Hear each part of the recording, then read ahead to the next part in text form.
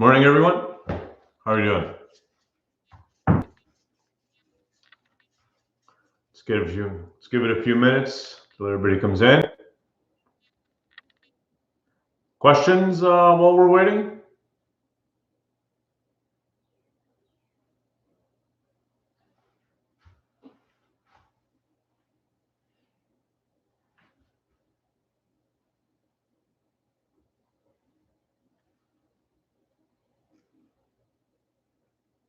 Number 47 from 11.1. Can you give me that question?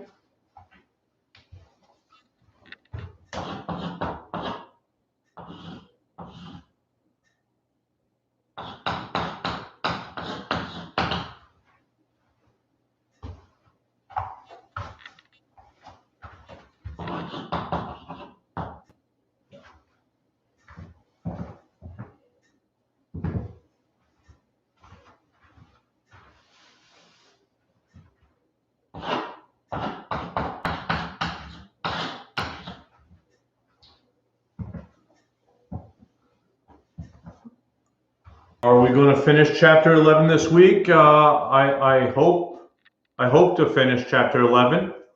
There's still a lot of material. We'll see.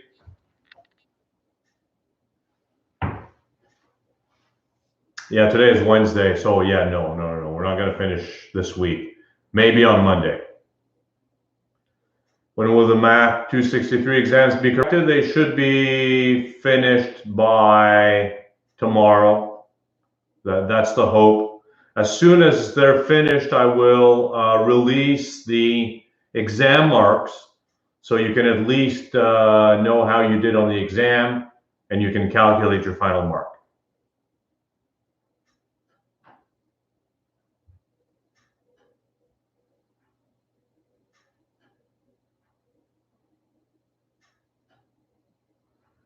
Laura is asking, when you're doing a question where you solve for the amount of terms you need to add to approximate a sum, do you round to the nearest integer? Well, the number of terms has to be an integer, absolutely.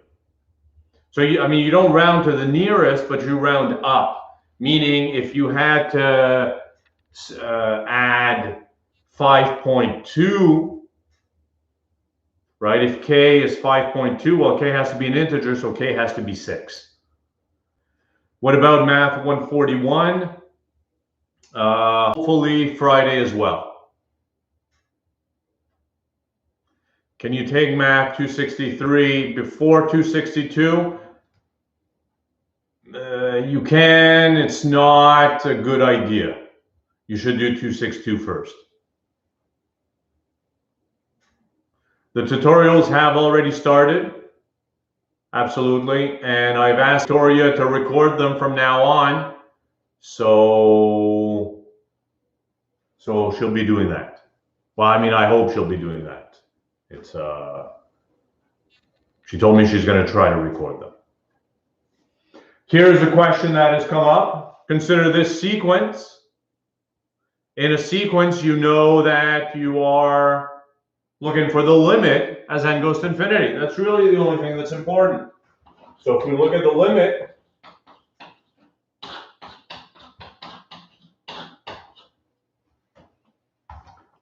and you know the first thing to do with limits is to plug in. If you plug in, this has the form 1 to the infinity. And you know what to do in that case, right? This is an indeterminate form, and you start by taking the ln.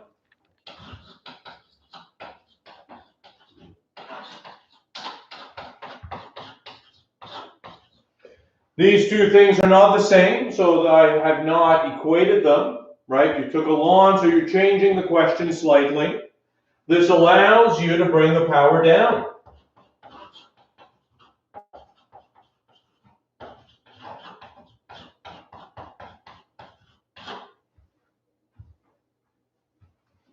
And now as n goes to infinity, 1 over n goes to 0. Ln of 1 is 0, so this has the form infinity times 0, which you know to be an indeterminate form as well. And you know how to treat that. We're going to manipulate that in order to use Lomital's rule with the usual trick by rewriting n as 1 over n.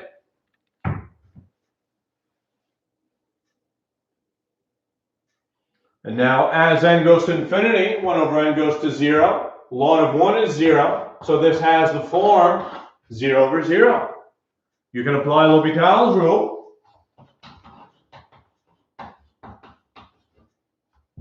Derivative of the top is 1 over times the derivative of the inside. Derivative of the bottom is this. So these two things cancel out nicely. As n goes to infinity, this goes to 0, so the whole limit is 1. And consequently, this limit, you raise this to the exponential.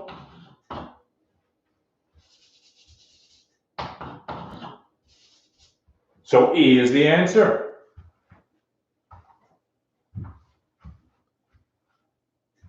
Reza is asking on which days are the midterm and final and how much time are we going to have. This is all mentioned on the course outline. Midterm will be released Friday of next week. You have 72 hours. And the final exam is going to be 72 hours as well, to be released on the day that the final exam is supposed to be released on. That is out of my hands. It's instead decided by the exam office. When should you use limit comparison test? I mean, there's no answer to that. It's, you know, think back to integration, and when should you use integration by parts? Well, when the situation calls for it. Same thing here, right? I mean, we're seeing a bunch of tests. You never know which test to use. Experience dictates what you should try. It's too early to say which chapters will be on the midterm. We'll see how we get there and what happens. How many days will we have to finish the web work? Who knows? Let's not worry about these things for now. Let's concentrate on the material.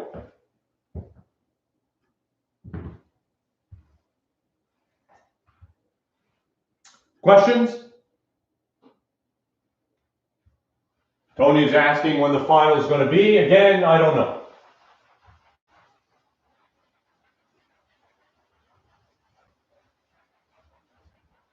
The exam office is responsible for the final exam schedule. They will tell us when the final. What chapter will we end on this week? Well, we're certainly still going to be in chapter 11. I don't know this section. We'll see how far we get today. We'll see how far we get tomorrow.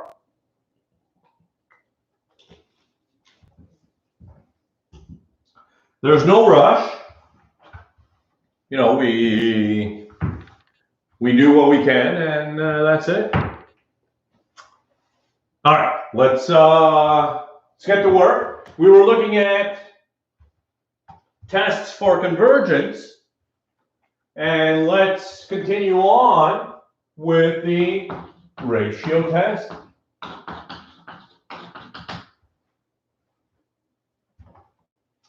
Let the series AN be a series of positive terms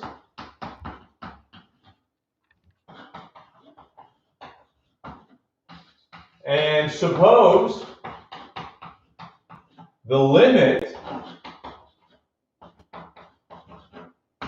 of AN plus 1 over AN exists and is equal to L.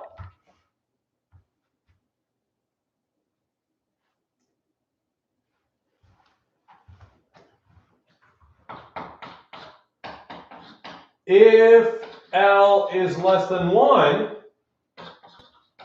then the series converges.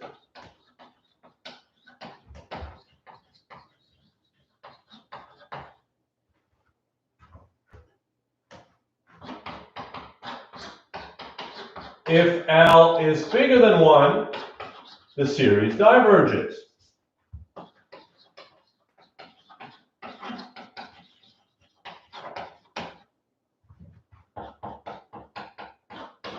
And if L is equal to 1, the test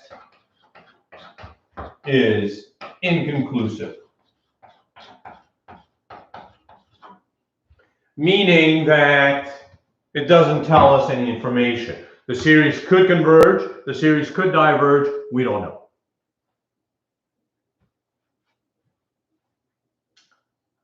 Let's discuss the proof of this. I won't give you the proof in complete detail, but I'll show you if it doesn't exist, then it's divergent. Well, I mean, let's not assume that. Here, the assumption is that the limit actually exists. And let's look at the proof, or the spirit of the proof,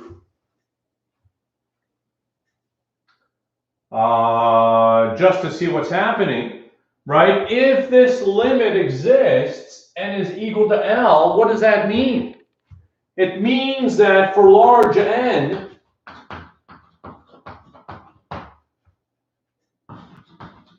AN plus 1 over AN is going to be approximately L.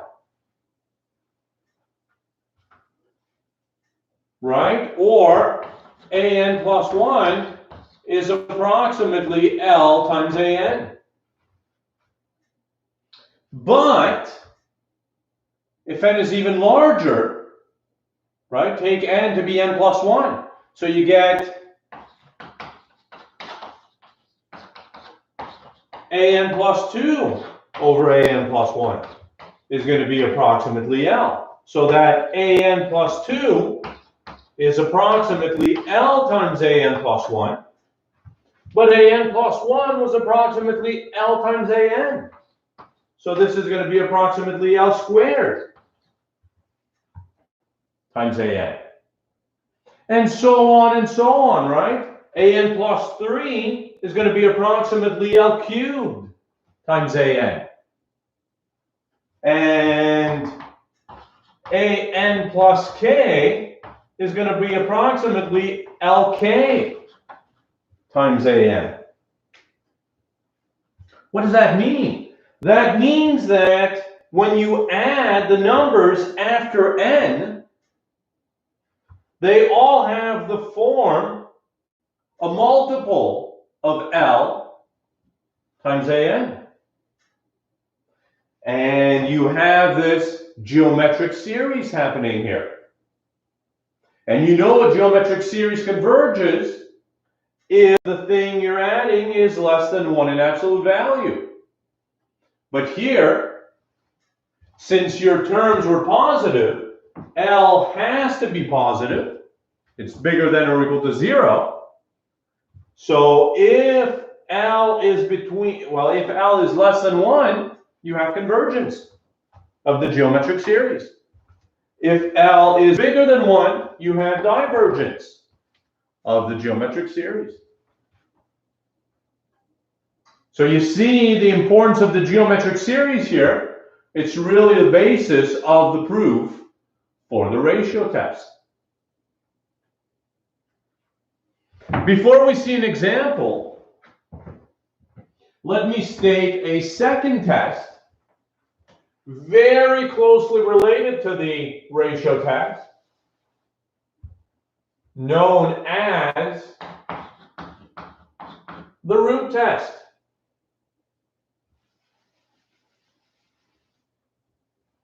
Everything's the same except the limit. Let AN be a series of positive terms, and suppose the limit of the nth root of the term is L. Same conclusion.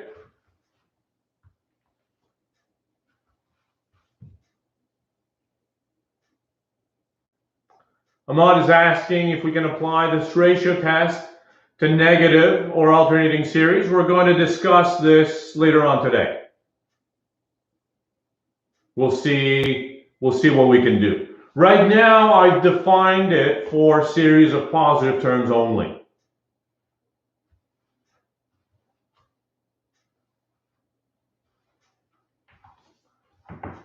Right, so root test, same thing, same conclusion. And actually, the proof is really the same. Right, instead of having this, for large n, the nth root is going to be close to L. So what does that mean? That means that this is approximately L to the power n. So your function is approximately a geometric series. The geometric series converges if L is less than 1. Diverges if L is bigger than 1. Same thing.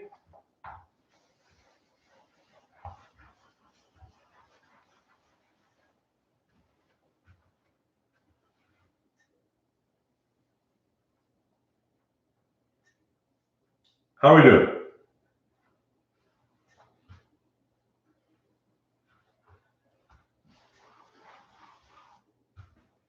Let's take a few examples from the book. I'll rub these off. Questions before I do so?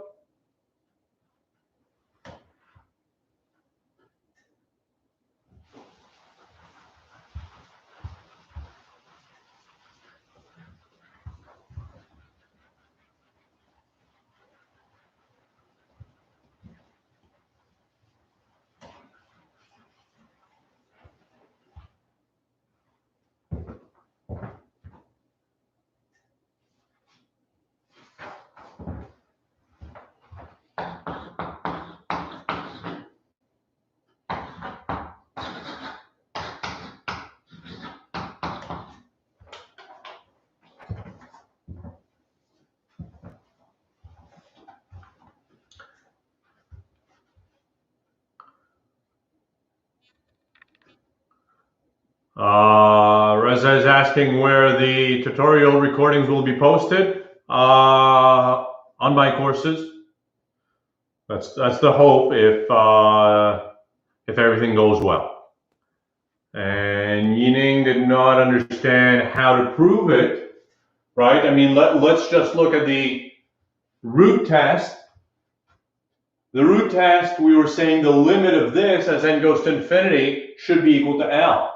That means that for large values of n,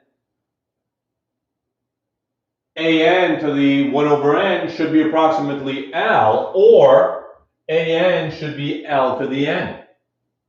So I mean, for large n, what does that mean? i.e., if n is bigger than or equal to big N, for some big N, then this should be true. So if you're looking at the series from n onwards,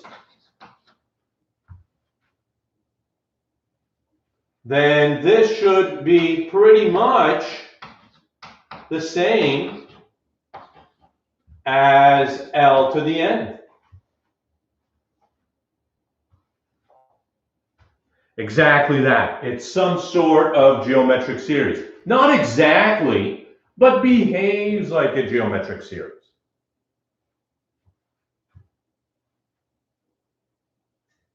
So this is pretty much the same as that. In other words, as right. So now here you have a geometric series, and the geometric series is going to converge if L is less than 1 in absolute value. But here it's easy to see that L has to be positive because everything is positive.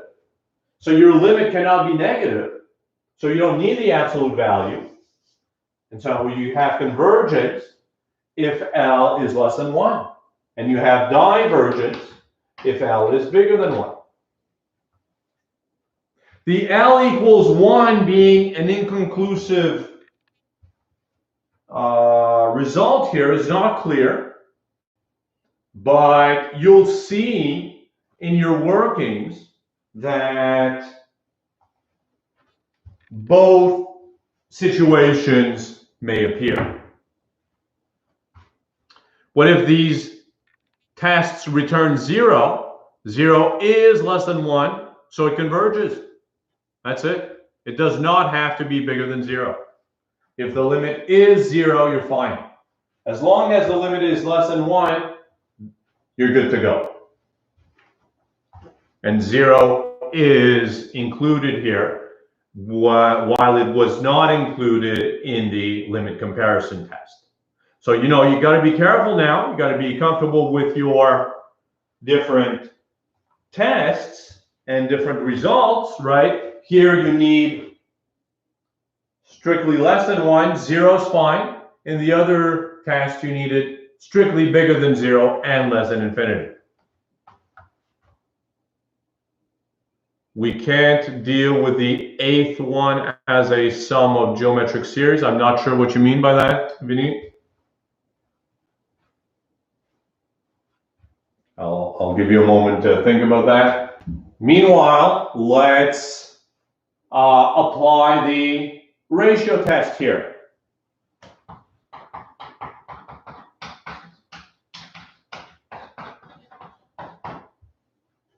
Right, what are we looking at? Limit as k goes to infinity of ak plus 1 over ak.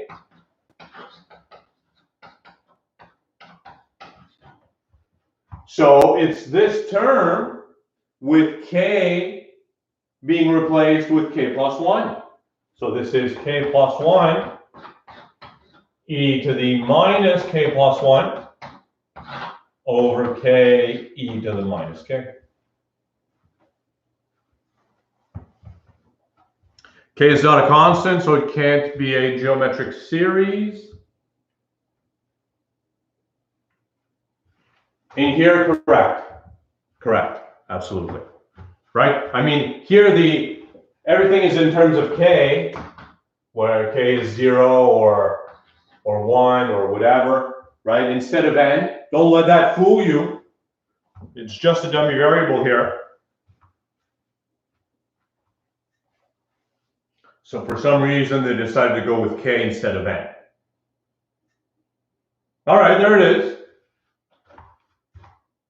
Notice that you can cancel out an e to the negative k here, leaving you with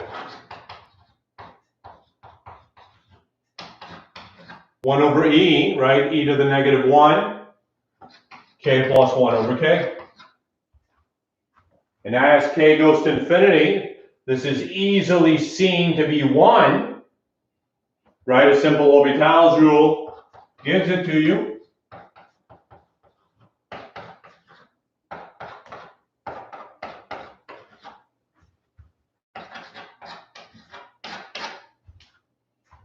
So you end up with 1 over e, or 1 over 2.71 something, you know, somewhere between 1/2 and 1/3. Importantly, less than 1.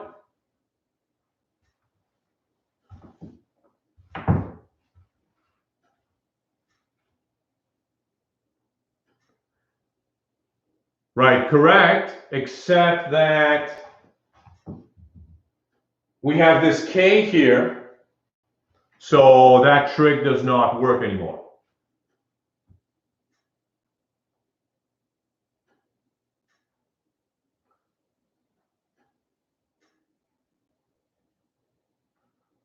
Right, well, so actually, you know, Vinit is pointing out that there is a nice way to simplify that. We'll see that later. Can we use the root test for this? You can use the root test, absolutely. So first of all, let's say this. We get convergence. So converges by ratio test. Let's redo this question using the root test. Abe is asking, what if we wanted to know what the series converges to? It's an excellent question.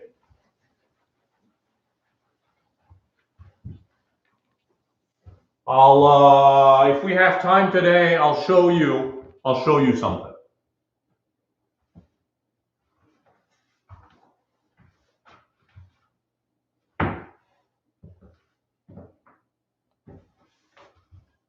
So right now, all this tells us is that it converges. We don't know what it converges to. Let's repeat using the root test, where we are looking at the limit of the kth root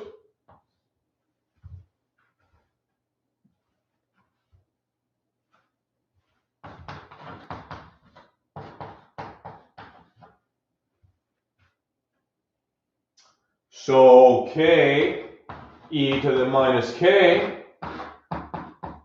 to the 1 over k, or if you distribute this 1 over k, you get k to the 1 over k, e to the negative 1.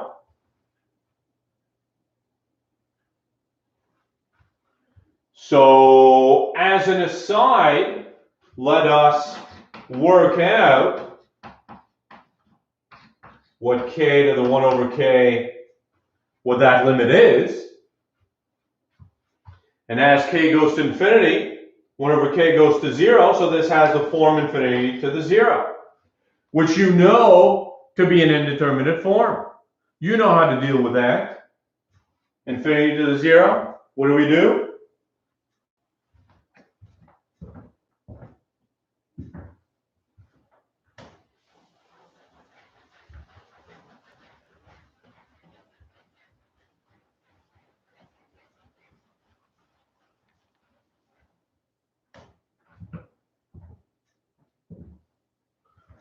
What do? We start by taking the log, thank you.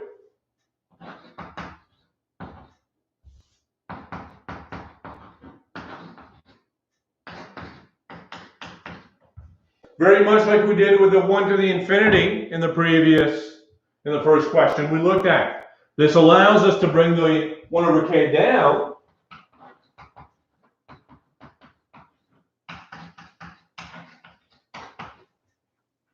And now as k goes to infinity, this goes to 0, this goes to infinity, so this has the form infinity times 0. You know what to do. Usual trick.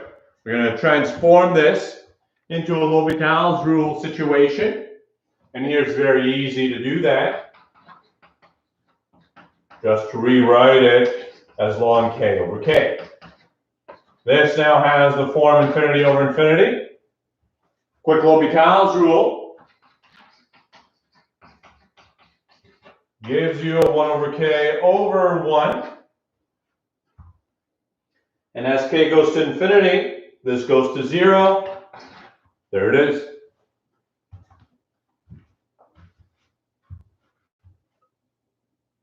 Limit is 0. So here, this limit, we change the question by taking the log. You're going to compensate by raising everything to the exponential. E to the 0 is 1. And consequently, this limit, this goes to 1, this goes to 1 over e. So the limit is 1 over e, less than 1. So the series converges by the root test. Two tests are not going to give you conflicting answers, right? There is no situation where one test would give you convergence and another one would give you divergence. That just doesn't happen. What might end up happening, though, is that one test could be inconclusive, and then you'd have to try another test. Another test could give you the correct answer. Questions?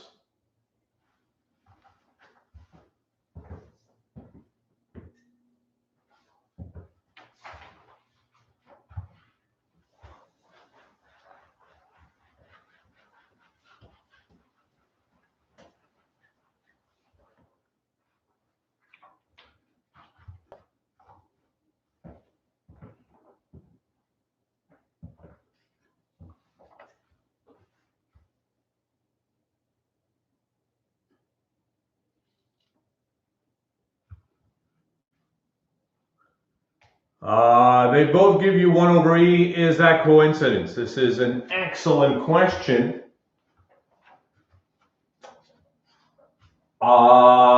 Here's the thing. The root test is very powerful. If the root test gives you an answer, meaning convergence or divergence, then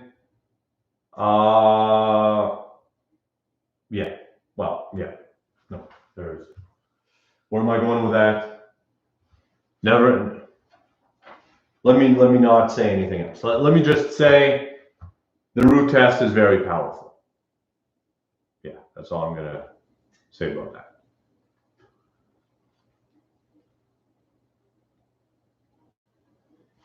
All right.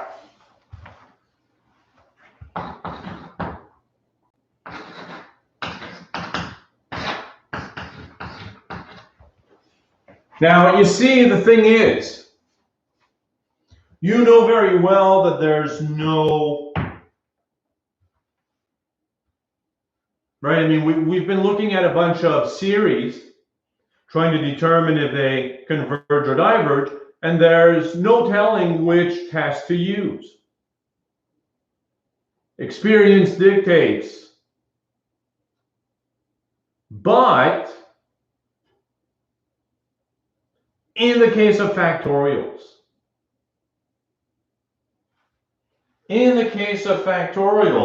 it's oftentimes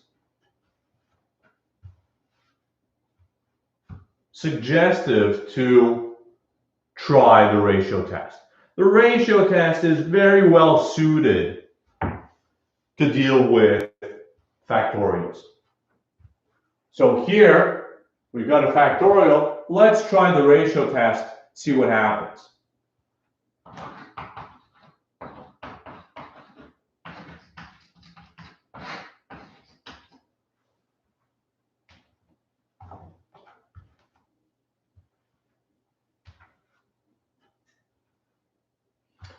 Well, so all right, let's go back to this. And the question was, which I never actually answered, both limits of ratio and root test were 1 over e. And the question was, is this coincidence? It is not. And let me say this, if the ratio test works, if you get a limit using the ratio test, and you get either convergence or divergence, the root test will also work and give you the same result.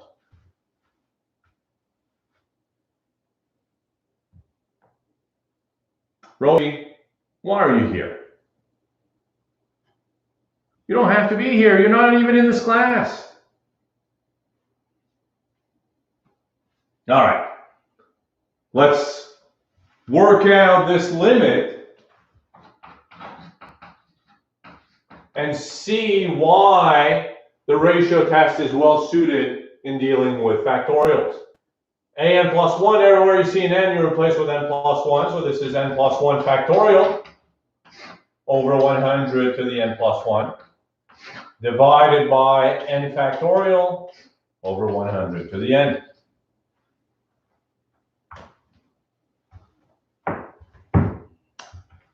Somebody's asking, why don't we just use the root test? Well, I mean, here root test is going to be difficult because you would have to evaluate the nth root of n factorial.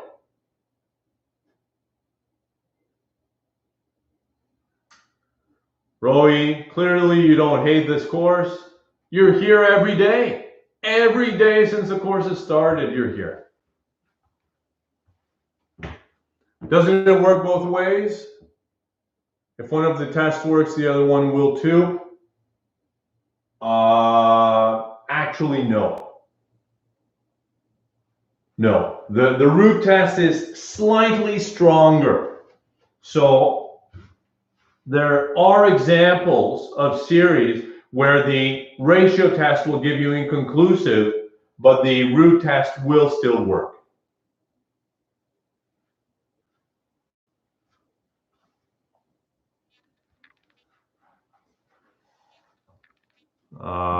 Can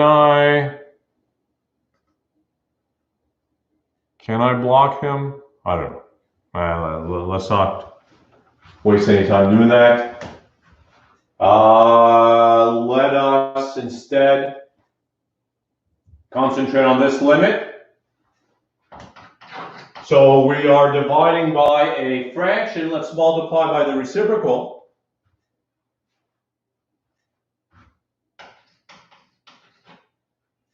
And this is n plus 1 factorial over 100 to the n plus 1 divided by this, so we'll multiply by the reciprocal, 100 to the n over n factorial. And now you see why. Now you see why the ratio test is well suited to deal with factorials, because you've got the n plus 1 factorial divided by n factorial. First of all, let's get rid of the 100 to the n's. So you're just left with a 100 in the denominator. And so we've got a 1 over 100 coming from here. And then we have an n factorial in the denominator, which is 1 times 2 times 3 all the way to n. And then we have an n plus 1 factorial on top, which is 1 times 2 times 3 all the way to n plus 1. And of course, the number that comes before n plus 1 is just n. So you see what happens. Everything cancels except the n plus 1.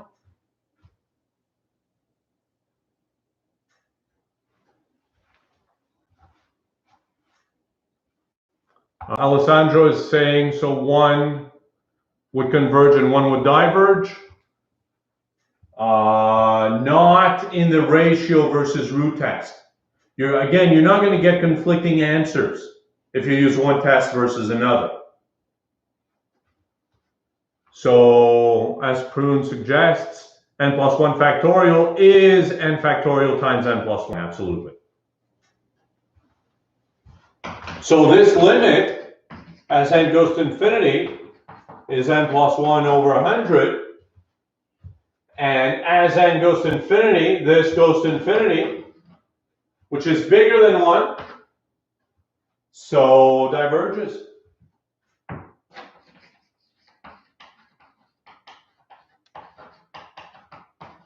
By the ratio test.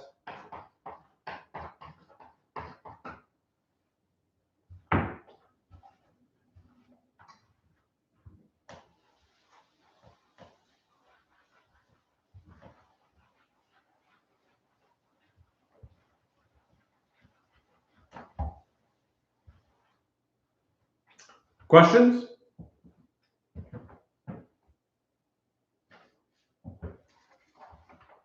Let's try another one.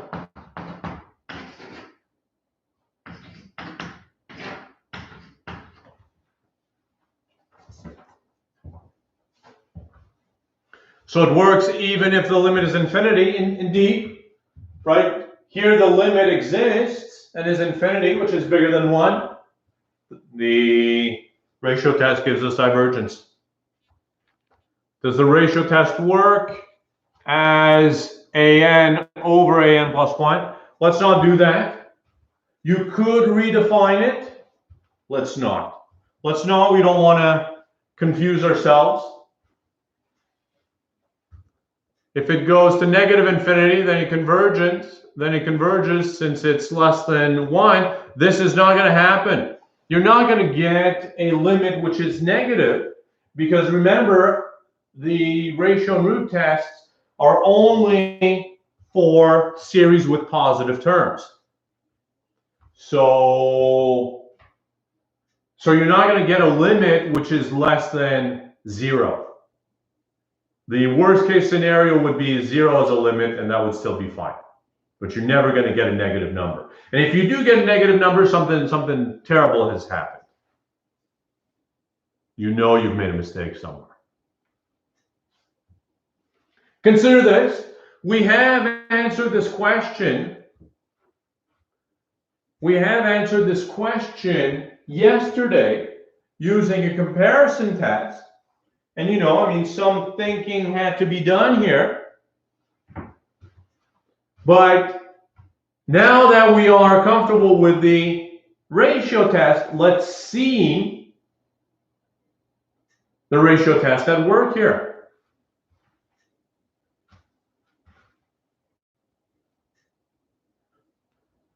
For all the tests we've seen so far, only apply to positive series. Absolutely. Except for the geometric series, where you could have an A which is negative, but all the other tests are for positive series.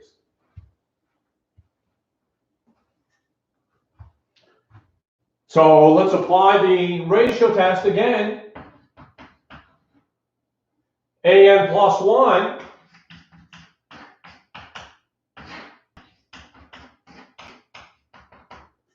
divided by AN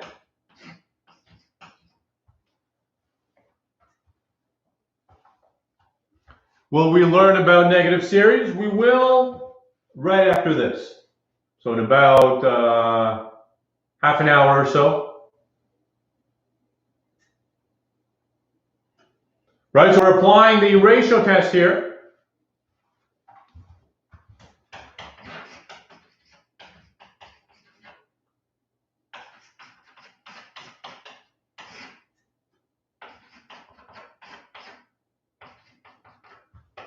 Since I'm dividing by a fraction, I'll multiply by the reciprocal.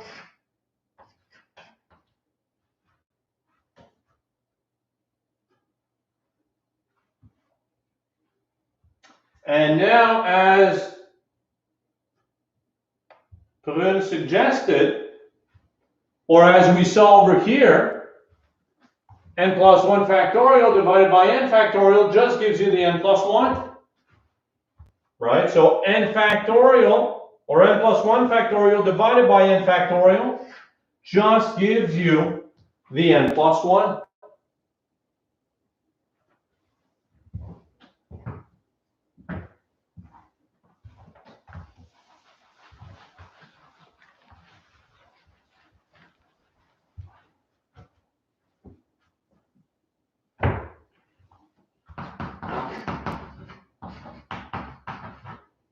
So what is this? This is n plus 1, n to the n, over n plus 1 to the n plus 1. Now let's get rid of one of the n plus 1s. One of these cancels with that one. So now we're left with, n to the n over n plus 1 to the n.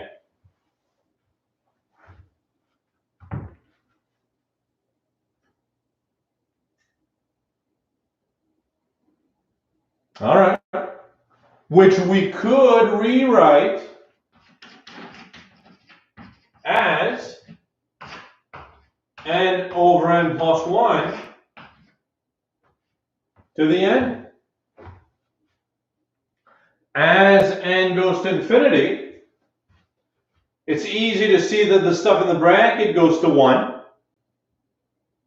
So this has the form 1 to the infinity. An indeterminate form, you know what to do. We're going to start by taking a ln.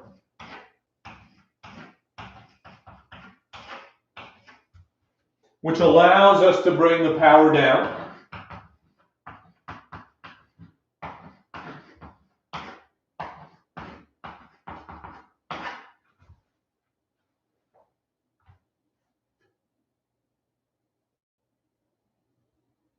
And as n goes to infinity, this goes to 1, ln of 1 is 0, so this has the form infinity times 0. You know what to do.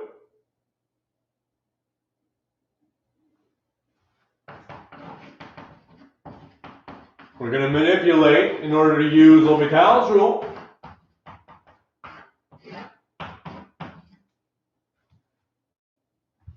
The usual trick. As n goes to infinity, this still goes to 1. Ln of 1 is still 0. So now this has the form 0 over 0. We can apply Lomital's rule. Derivative of ln is 1 over. So 1 over this, I'll just flip it. This is n plus 1 over n. Times the derivative of the inside. A quotient, so you can use the quotient rule. Derivative of the inside, I'll let you work that out. But that's going to be 1 over n plus 1 squared. And the derivative of this is minus 1 over n squared. All right, let's finish that up.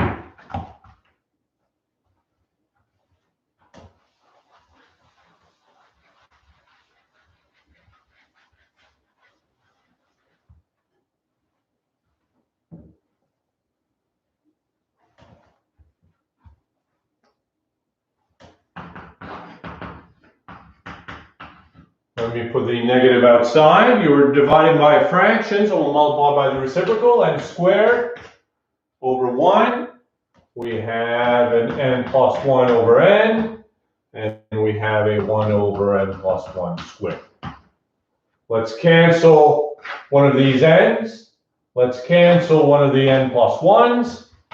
We are left with a negative n over n plus 1. A simple Lomital's rule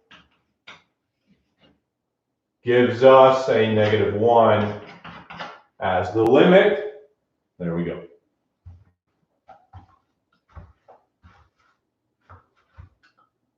We had started by taking a ln. So this limit, we compensate by raising everything to the exponential. E to the negative 1, and that's 1 over e, which is less than 1, so the series converges.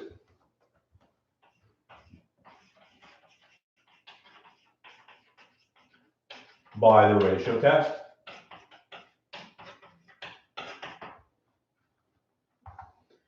Can you assume that's just a geometric series? We cannot. We cannot, because the original series was n factorial over n to the n, nowhere near a geometric series.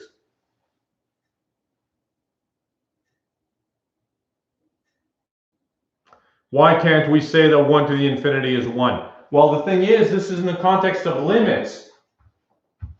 So it's not really the number 1 to the infinity, right? But you can see here that this fraction is just always ever so slightly less than 1, right? The numerator is smaller than the denominator. So this is a fraction which is less than 1. And if you take a number less than 1 and you raise it to large powers, this goes down to 0. So the limit could have been 0. If it really was the number 1, 1 to any power is 1. So now is the limit 1? Is it 0? And if it's just above 1 to a large power, then that goes off to infinity. So this is why it's an indeterminate form. There's no telling what could happen.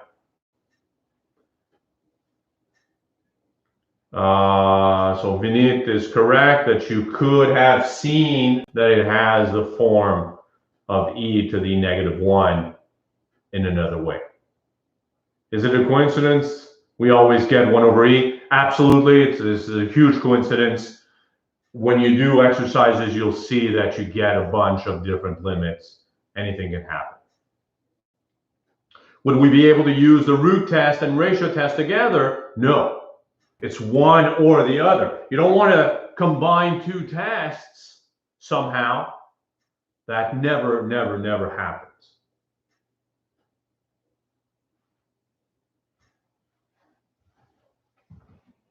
Right? Because remember, when you're doing a test, I mean, in a ratio test, you're asked to evaluate a limit. You would never use a second test to evaluate this limit. Because, you know, limits are Cal 1 material. And we didn't have any tests in Cal 1. You just evaluated the limit. Period.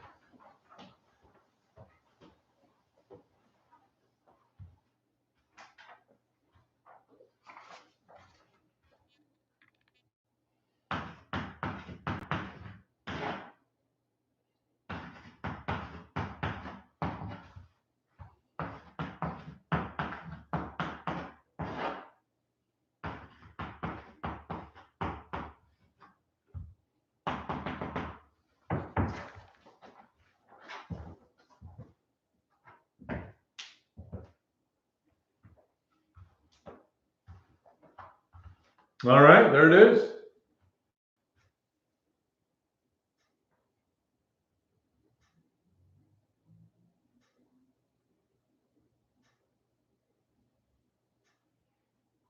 My first question to you is, can we rewrite this in a nice closed form, in a nice sigma notation?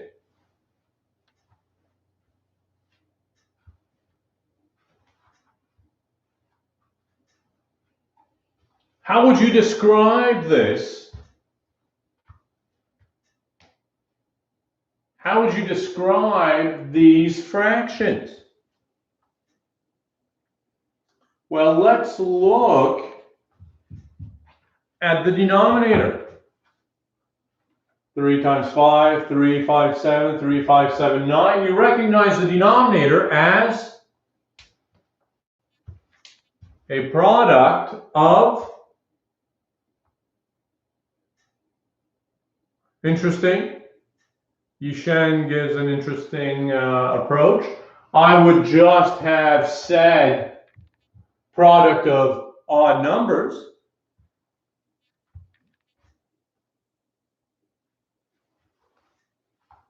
Right, product of odd numbers. And how do we describe an odd number? An odd number has the form 2n plus 1. So this is 1 times 3 times 5 all the way to 2n plus 1 is the denominator. Absolutely. And the numerator is what? Well, 2, 2 and 5, 2, 5, 8, 2, 5, 8, 11. I think Yishen had suggested that they are increasing by 3 all the time, right? So it's 2 times 5 times 8 all the way to 2 plus maybe 3n. Let's see if it works. You know, I mean, we're writing something down. Could be right, could be wrong. We'll fix it if something's wrong. let's just keep it there for a moment. And, we don't even know where to start. Let's write something down and let's see if it works.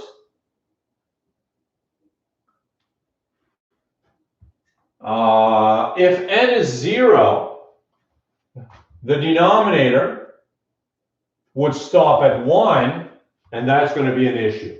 If n is 0, the numerator would stop at 2, which is what we want.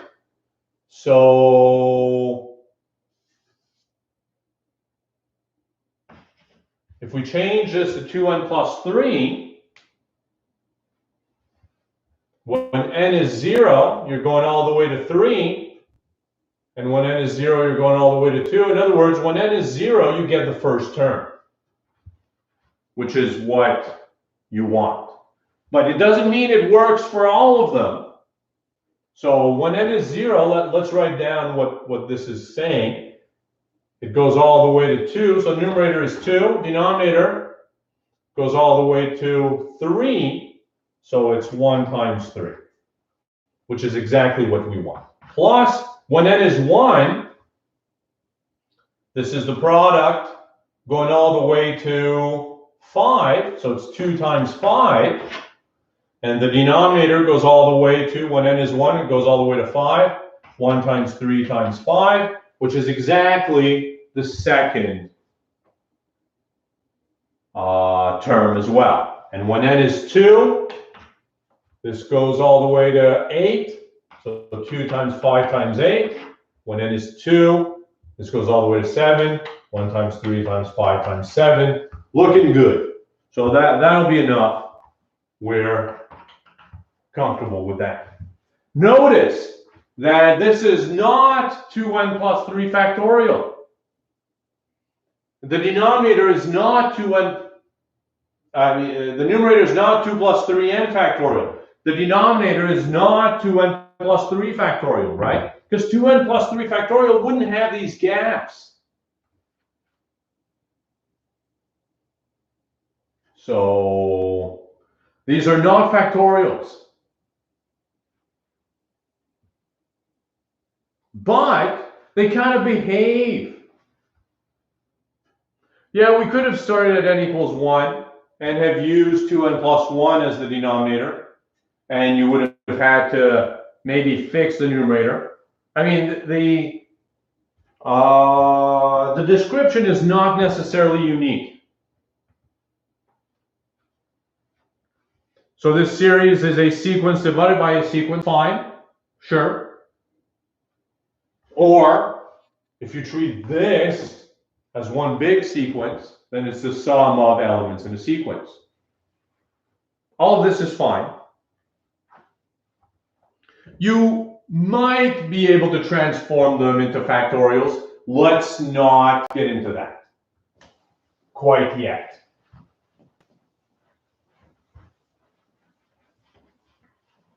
The denominator is easily transformable into a factorial. I don't know about the numerator, though. Well, exactly that, right? Regardless of whether it's a factorial or not, it kind of behaves like a factorial. So we can use the ratio test. Well, all I'm doing is I'm describing what's happening. Look at the numerator. The numerator is 2, 2 times 5, 2 times 5 times 8, 2 times 5 times 8 times 11. Do we see a pattern? The numbers are increasing by 3. 2, if you add 3 to that, you get 5. If you add 3 to that, you get 8. If you add 3 to that, you get 11. So it's 2 and multiples of 3. At n equals 2, it would be 8. So 2 times 5 times 8, that's exactly what I have here. This is for n equals 2.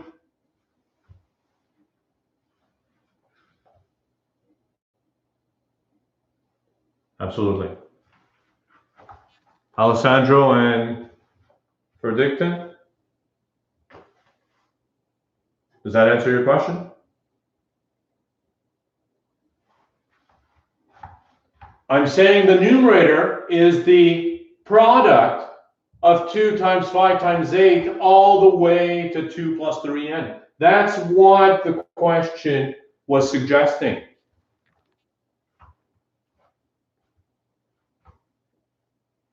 Well, I mean, we have to look at what the question is suggesting, right? This is the original question here.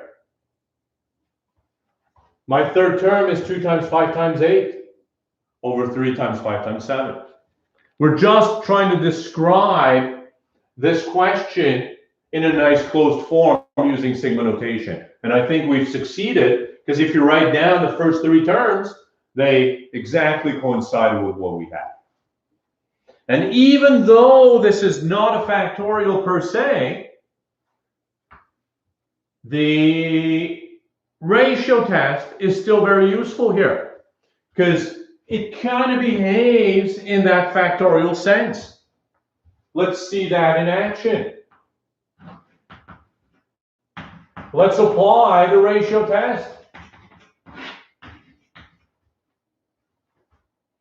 And see what this is. So an plus 1 is this term with n replaced with n plus 1. So it's 2 times 5 times 8 all the way to 2 plus 3 n plus 1 divided by 1 times 3 times 5 all the way to 2 times n plus 1 plus 3.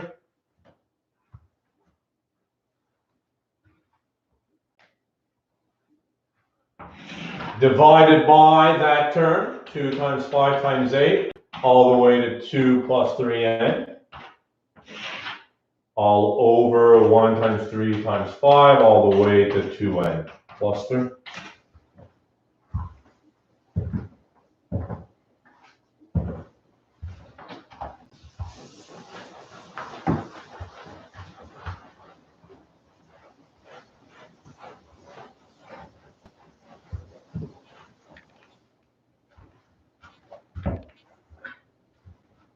So again, we're dividing by a fraction. Let's multiply by the reciprocal.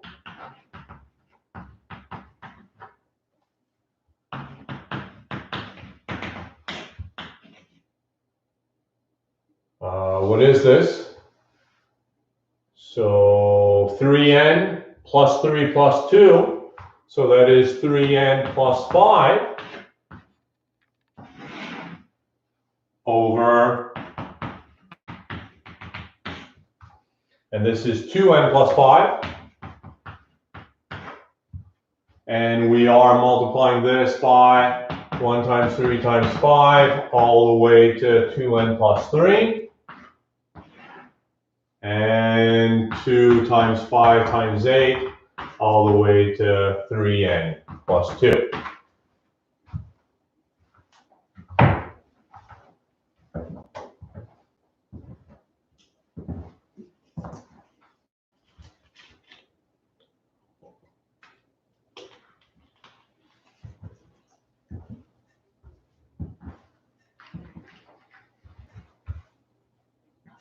All right.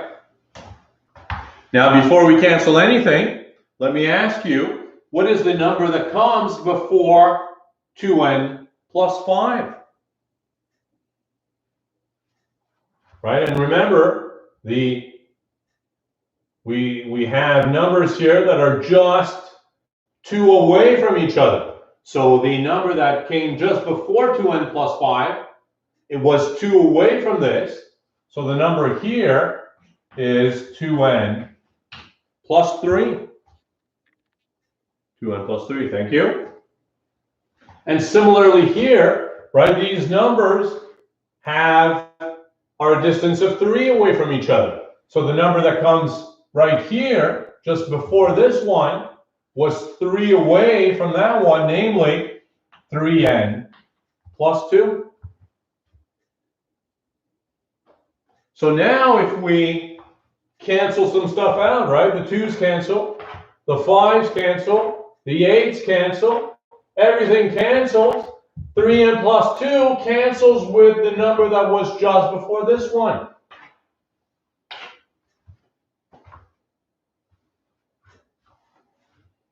Similarly, the 1's cancel, the 3's, the 5's. 2n plus 3 cancels with this 2n plus 3. So you see what's happening. We are left with just two terms. 3n plus 5 over 2n plus 5.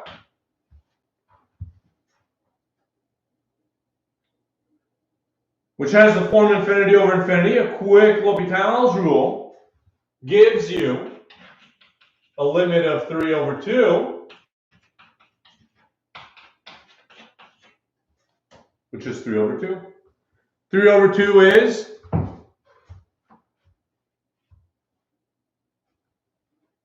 3 over 2 is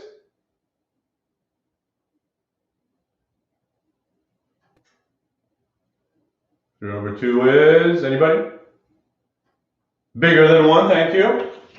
Bigger than 1, so the series diverges.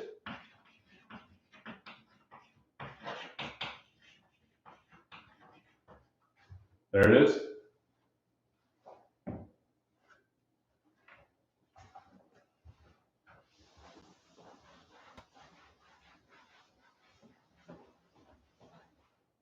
How are we doing?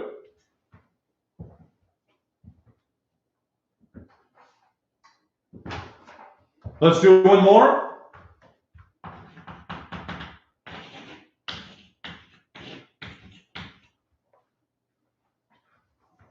Absolutely divergent by the ratio test.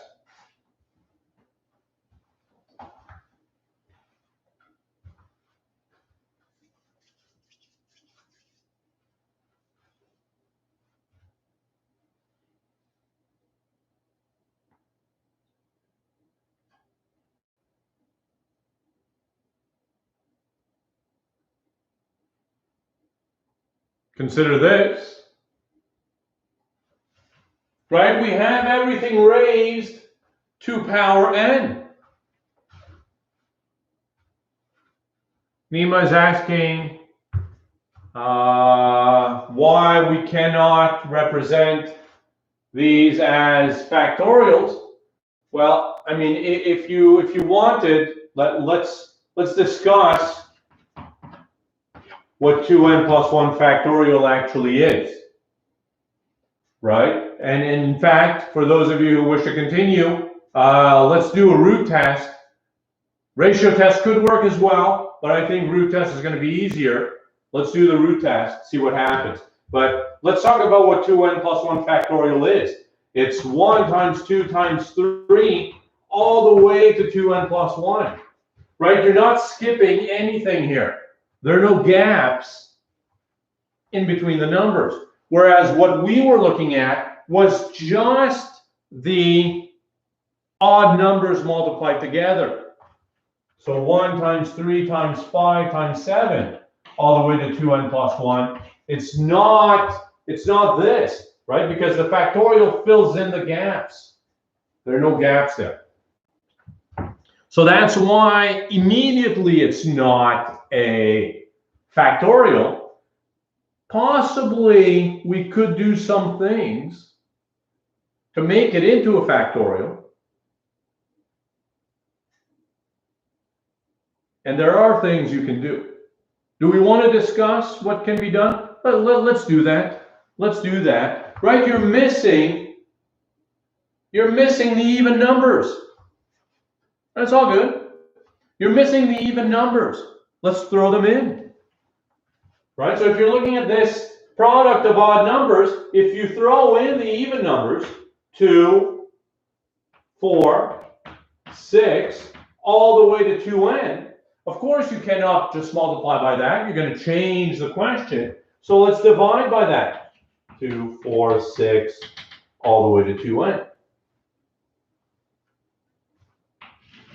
You're multiplying by 1, so you're not changing anything. But now these things together, right? These are the gaps you filled in. So that is actually 2n plus 1 factorial now on top. And on the bottom, you've got this product of even numbers. Now you're thinking to yourself, well, isn't that just as bad? But if you factor out a 2 from each of these numbers, this is 2 times 1. This 4 is 2 times 2. This 6 is 2 times 3, all the way to 2 times n. And if you remove the 2's, the first 2's, what are you left with? 1 times 2 times 3 all the way to n, which you recognize as n factorial. And how many 2's did you take out?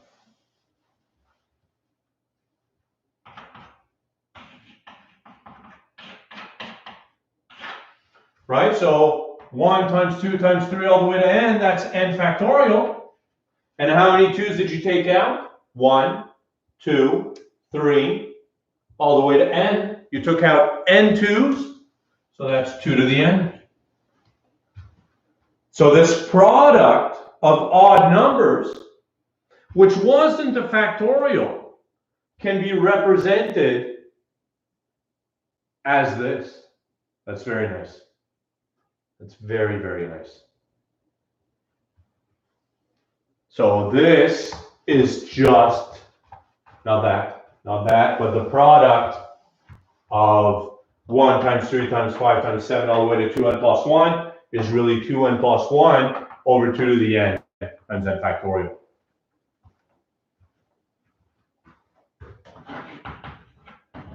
If you did the root test here, I'm sure you're already done a long time ago. This is just 2 over n, whose limit is?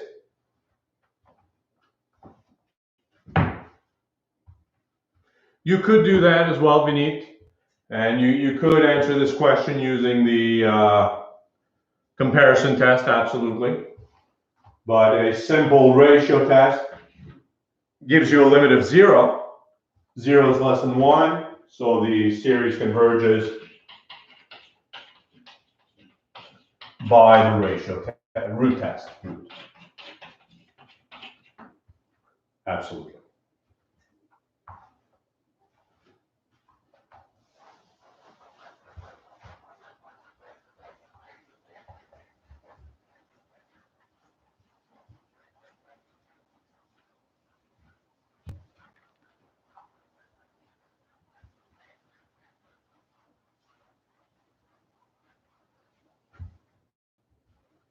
Questions? Moving on. Let's move on to series.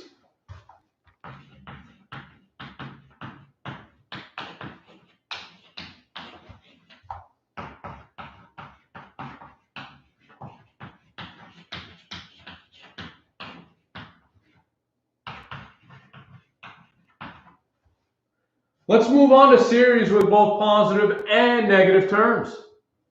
Right? Because, again, all the tests we've seen so far are for series with positive terms only.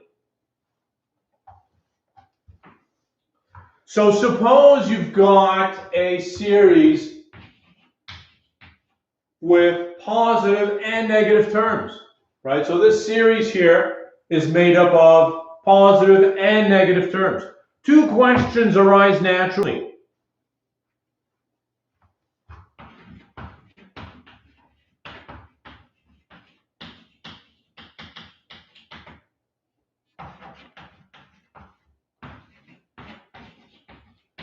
What if you transform everything into positives by taking the absolute value?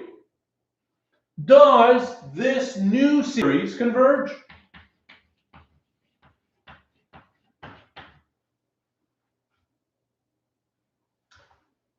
And does the original series converge?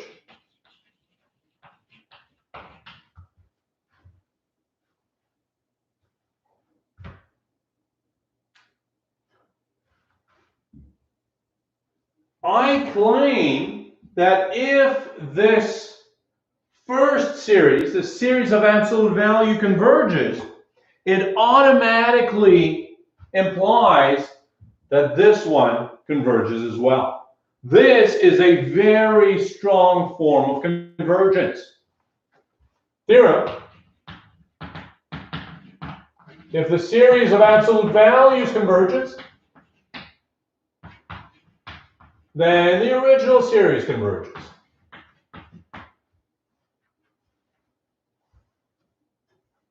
Let's prove it. Before we prove it, well, no, let's prove it.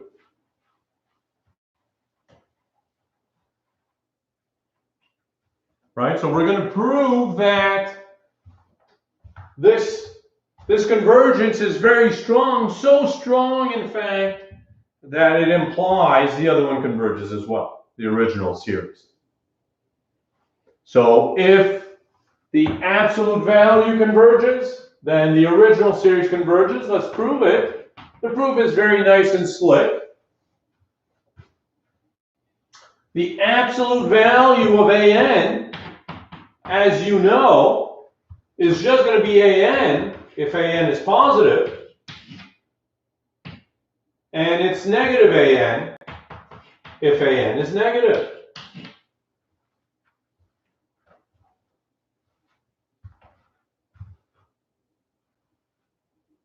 The proofs are just there to help you understand what's going on. I mean, look, we're really just looking at simple proofs.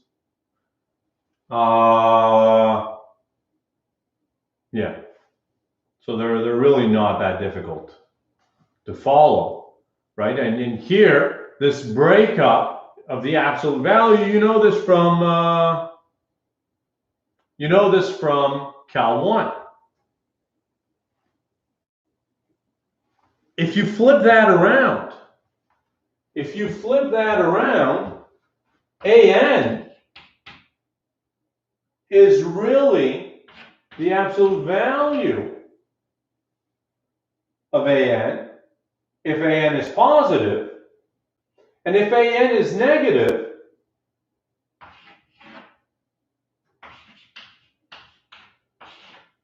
it's negative of the absolute value.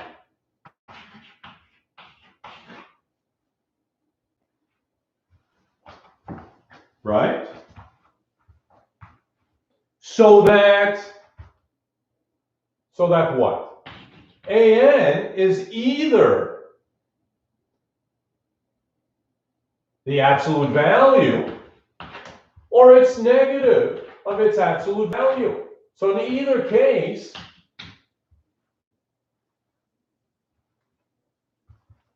you have this. Can we use a limit comparison? Not immediately, because the limit comparison is only for series with with positive terms, and this may have both negative and positive. The theorem does not go both ways. It is not an if and only if statement. And let's add an absolute value of n to both sides, absolute value of AN, and we get 0 is less than or equal to AN plus absolute value of AN, which is less than twice the absolute value of AN. I'm adding absolute value of AN everywhere here to all three sides.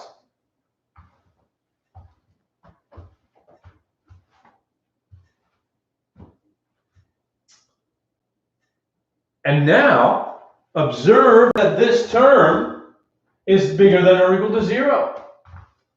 So now, we can apply all the tests we've seen so far. In particular, the comparison test.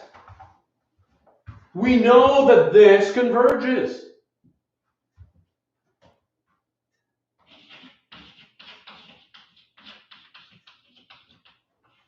So by the comparison test,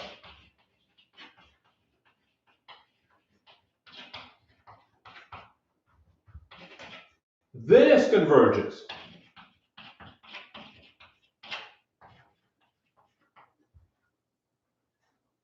And finally,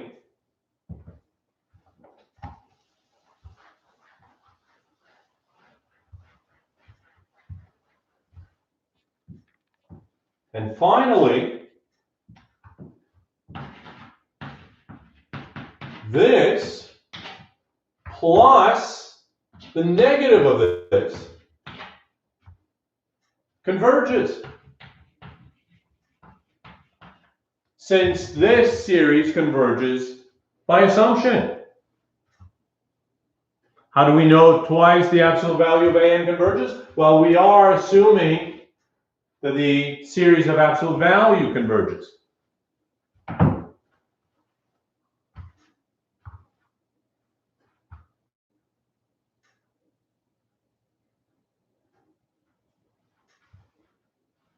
Right, so this, which is really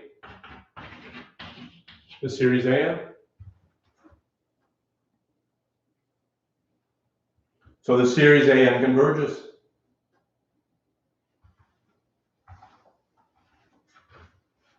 Which leads to the following definition.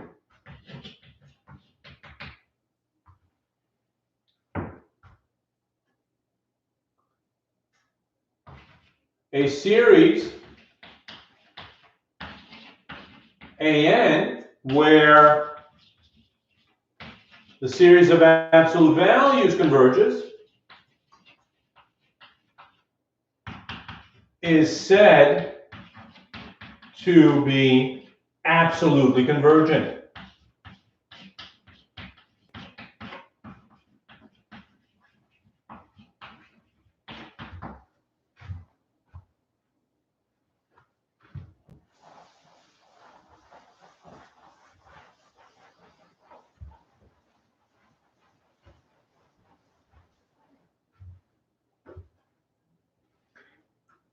If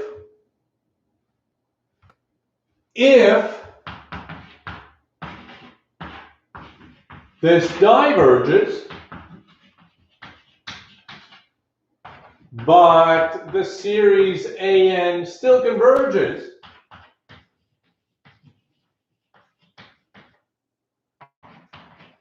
the series is said to be conditionally convergent.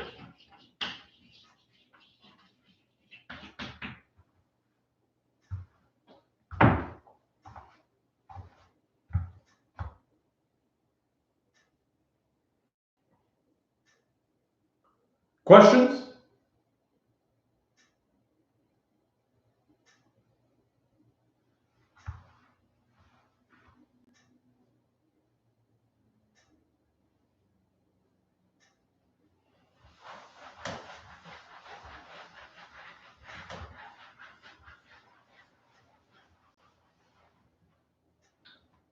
Conditional convergence is usually very difficult to establish.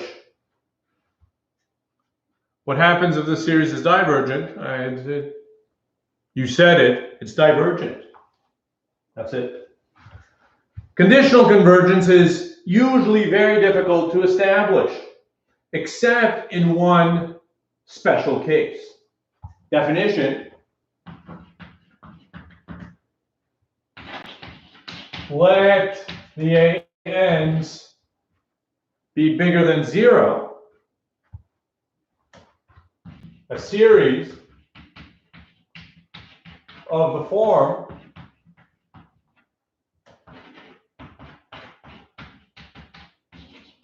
minus 1 to the n plus 1 AN, or just minus 1 to the n AN, is said to be an alternating series.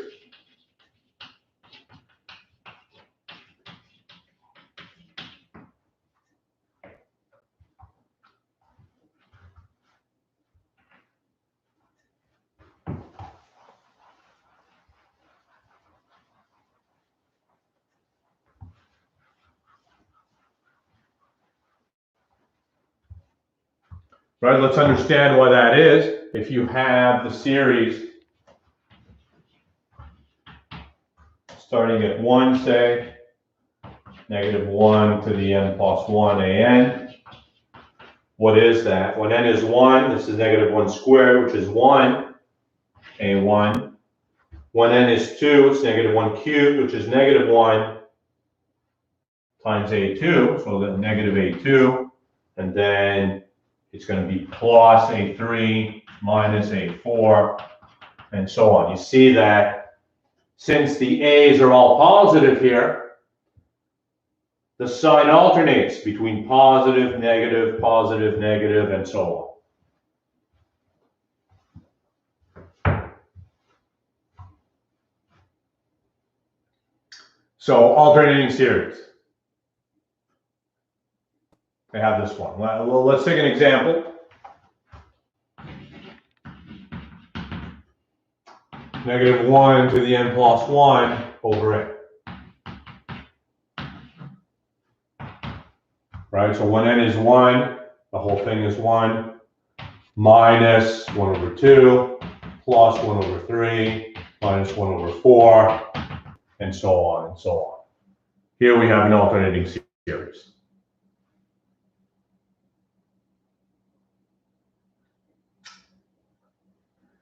In the case of an alternating series, we have this nice theorem that governs alternating series.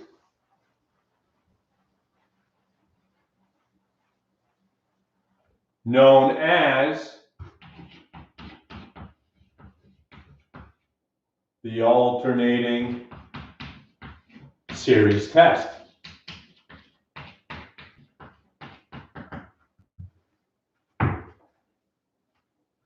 What does the alternating series test say? Let this be an alternating series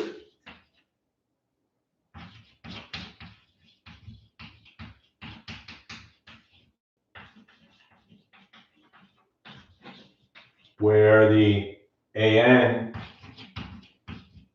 are bigger than 0.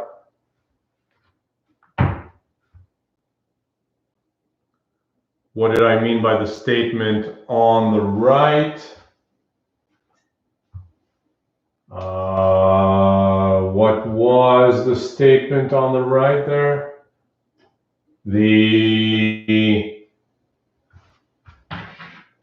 If this converges, then this converges.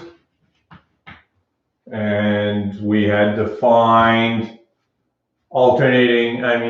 absolute convergence versus conditional. Yes, exactly. About the conditional convergence, right? I mean, it was just a definition, right? If this diverges and this still converges, then the series is said to be conditionally convergent. It's just a definition. It's the difference between absolute convergence and conditional, right? If this converges, the series is said to converge absolutely. If this diverges, but this still converges, then the series is said to be conditionally convergent.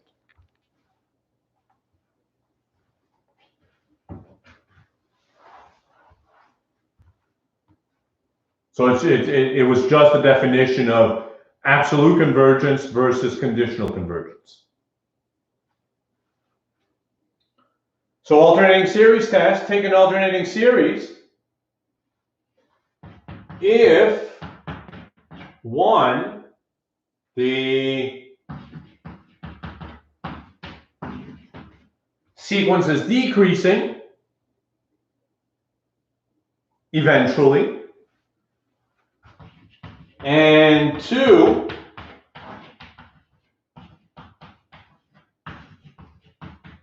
decreases to 0, because of course the divergence test is still hovering above, right? Limit has to be 0. Then the series converges.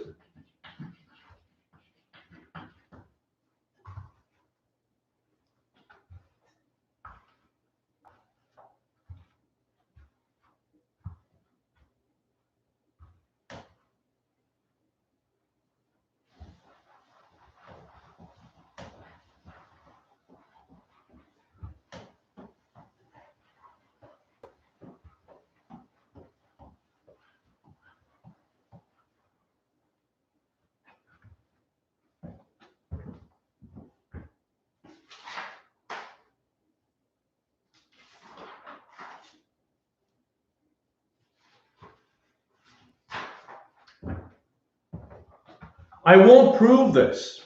I won't prove the alternating series test because it's a bit tricky, but I will show you a nice observation. So no proof, but notice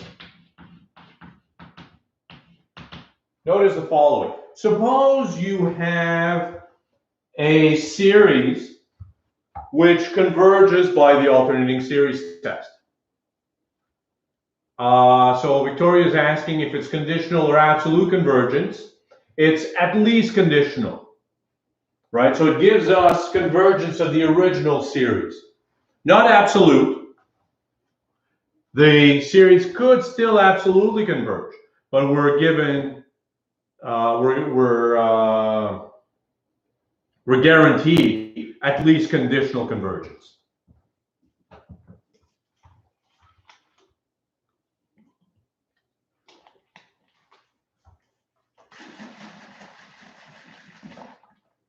No, that's the thing, right?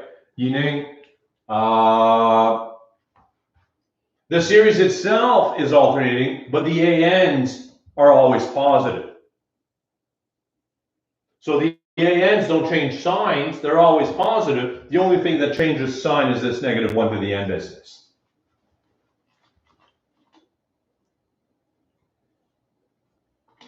And as Tony suggests, for the divergence test, even if the limit is 0, that is not sufficient to conclude convergence.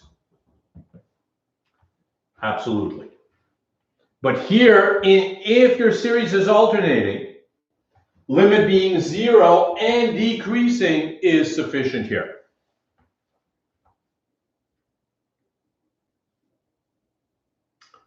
Does this mean that we can replace cos n by -1 to the n? Not cos n by itself, right? But cos of n pi. We saw that cos of n pi is actually the same as -1 to the n. I'm sure that's what you meant. So sometimes the alternating series is kind of hidden via this cosine of n pi business, and absolutely.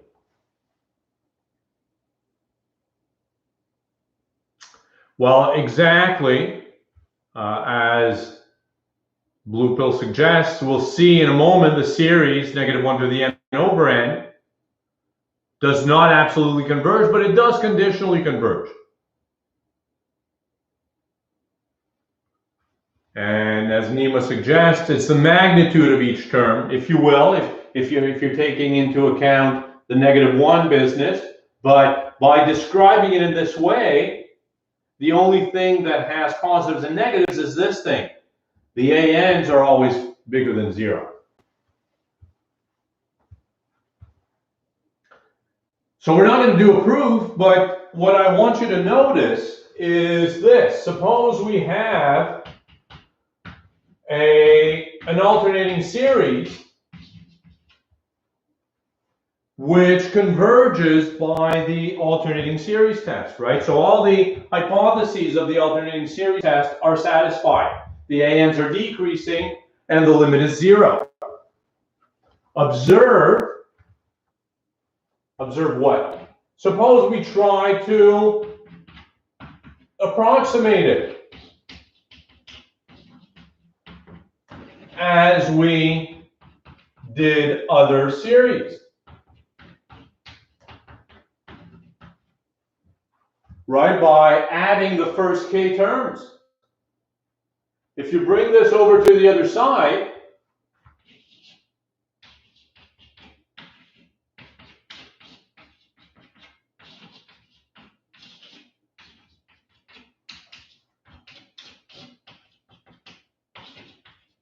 this is equal to that, right? I'm just bringing this to the other side.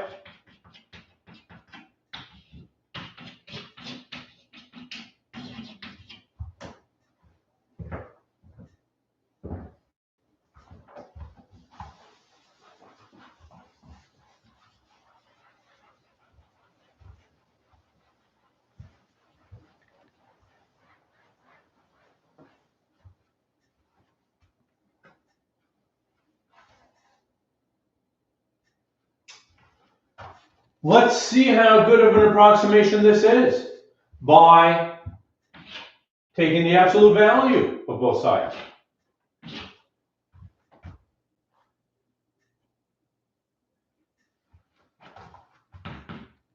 Right? So what is this? This is negative 1 to the k plus 2, ak plus 1, plus negative 1 to the k plus 3, ak plus 2, and so on and so on.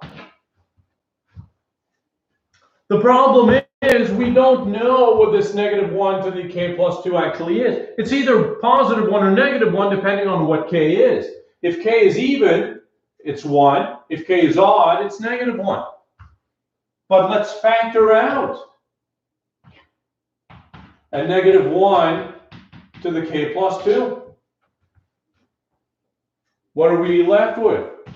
ak plus 1 minus 1 to the 1, or minus ak plus 2, plus ak plus 3, minus ak plus 4,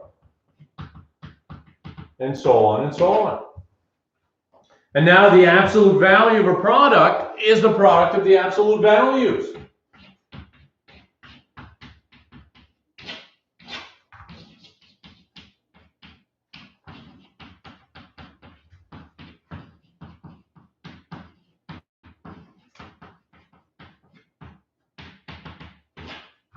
And the absolute value of minus 1 to the k plus 2 is just 1. So that disappears. That's gone. Very nice.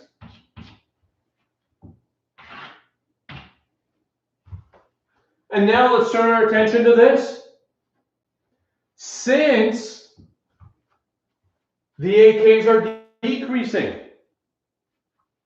this AK plus 2 is less than or equal to AK plus 1. So the difference is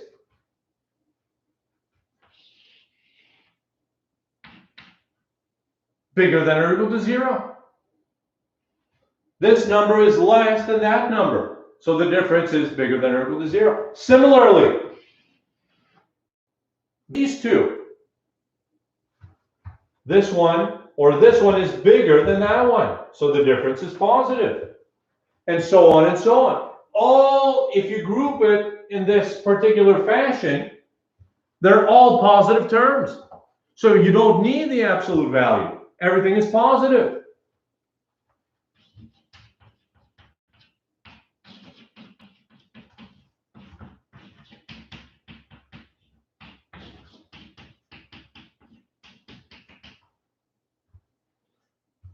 You don't need the absolute values. Everything is good. But now let's group it the other way. AK plus 2 is bigger than AK plus 3. This one is negative. This one is positive. So the whole thing is negative.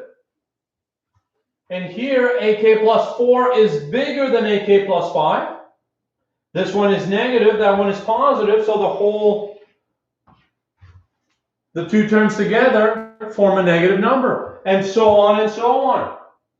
So now you have AK plus 1 minus something, and so on. So this is less than or equal to AK plus 1. A beautiful observation. What does that mean? That means that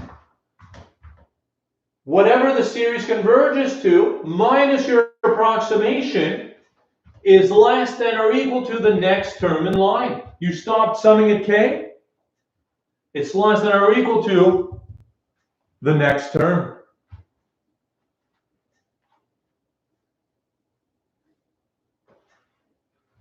Well, I mean, Yining is asking why this is equal to 1. And as Alessandro explained, it's in absolute value. This is either -1 or +1, but when you take absolute values, it's going to be 1.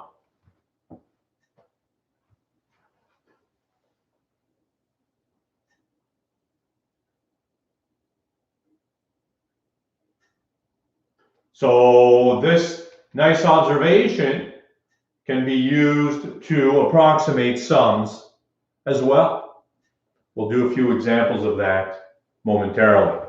Questions before we take a few examples from the book?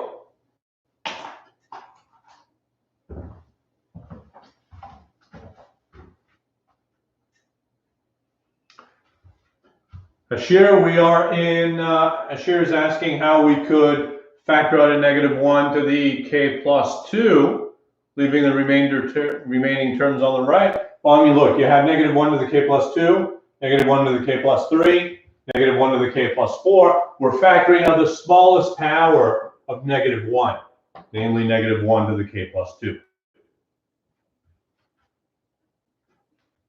So here we have here you're going to be missing a -1 to the 1, here -1 squared, here -1 cubed, and so on and so on.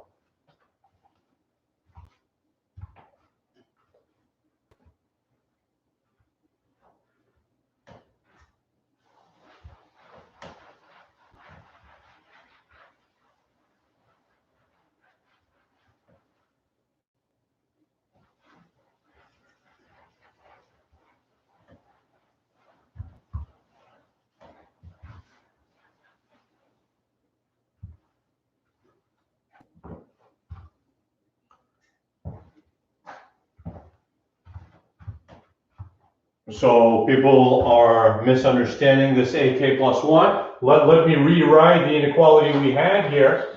I suggested that what the actual alternating series converges to minus the approximation when you add up the first k terms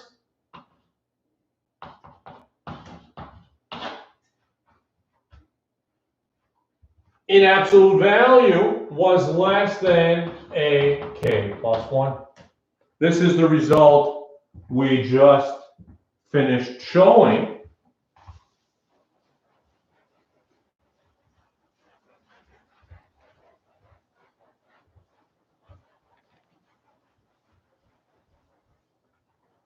So that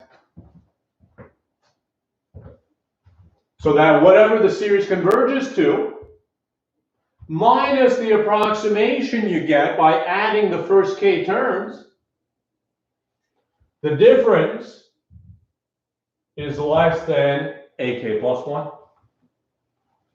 Exactly. The error in approximating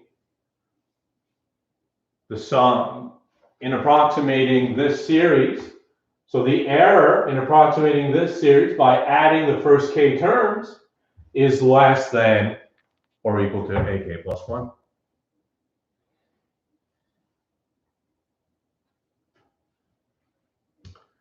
Well, Tony,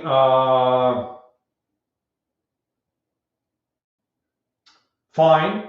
I mean, you know, the real proof follows the epsilon delta definition business, so this could be used to prove it very easily, absolutely. But in our context, where are we going to use this? We're going to approximate. Once we show that something converges, once we show an alternating series converges, we can approximate it by adding the first k terms, and this gives us an approximation to the error. the error is going to be less than the next term in line. Let's take a few examples from the book.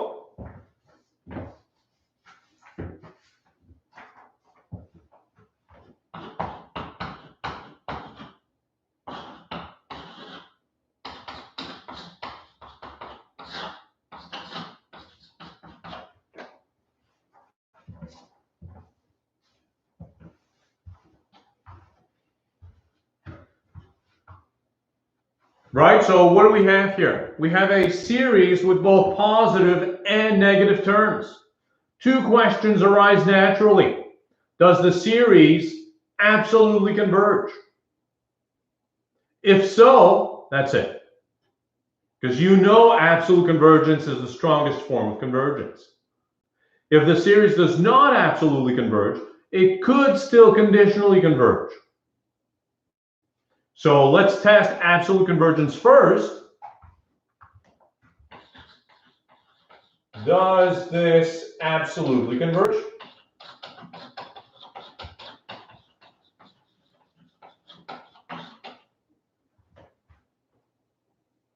So let's look at the series of absolute values.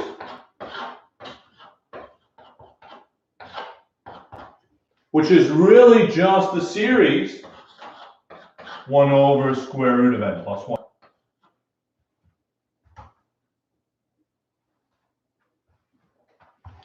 As it stands, it's not really a p-series. It could be transformed into one. So that could be an approach. Or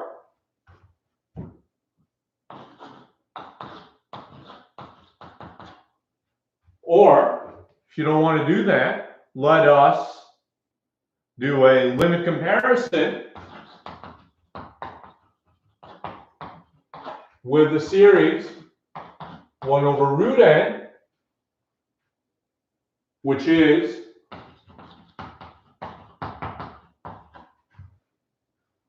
what do you know about the series 1 over root n?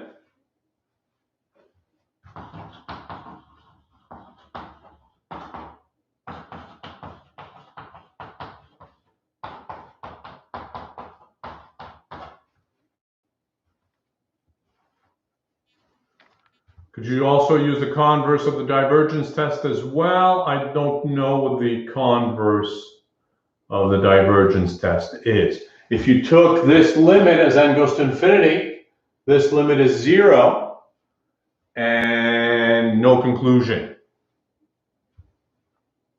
If the limit had not been 0, we could have concluded divergence. But here the limit is 0, so that's not going to help us.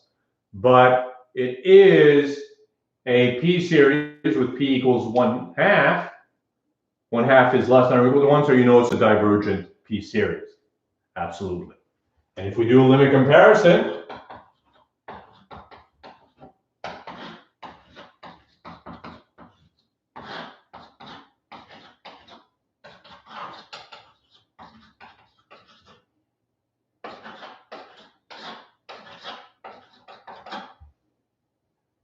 which has the form infinity over infinity. Don't do a L'Hopital's rule. You know you'll get stuck in an infinite loop there. Rather, factor out an n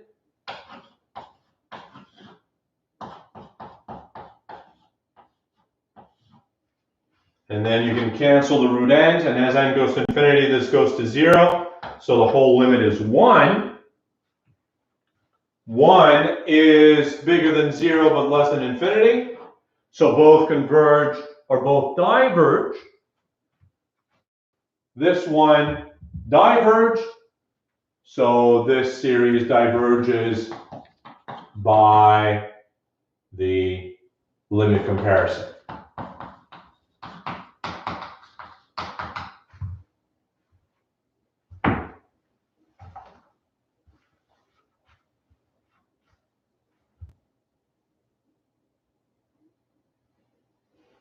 Right, so the series does not absolutely converge.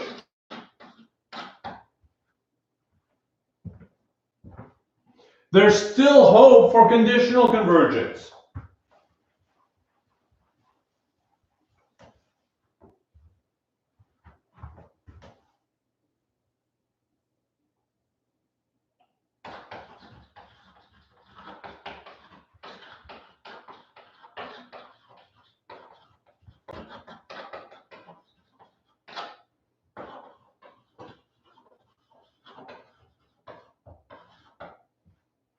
So we do have hope for conditional convergence.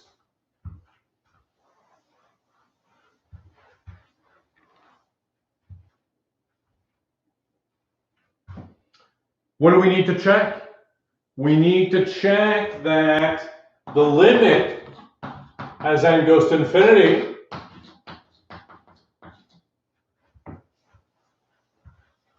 limit needs to be 0. And I mean, that is pretty clear. And the terms have to be decreasing. You can prove that directly, or if you take the derivative, as long as the derivative is less than 0, it means your function is decreasing. And what is the derivative here? This is -1 over 2 and plus 1 to the 3 over 2. Is that correct? Which is less than 0, so decreasing.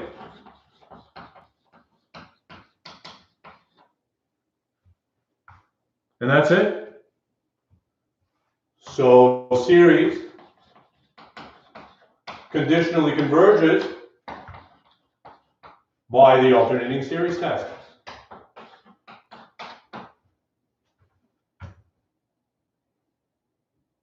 Exactly that.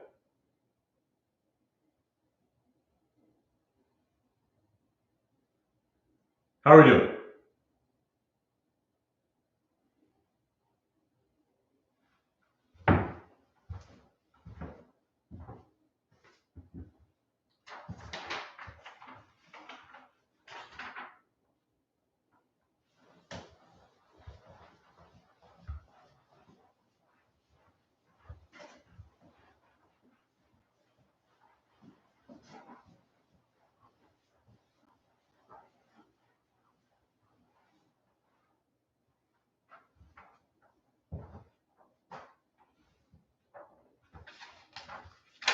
William is asking if we can just do the alternating series test and skip the absolute convergence test. No. You could start with the alternating series test, nothing wrong with that. This would give you at least convergence, at least conditional convergence. The series could still absolutely converge, and it's important to answer that question as well.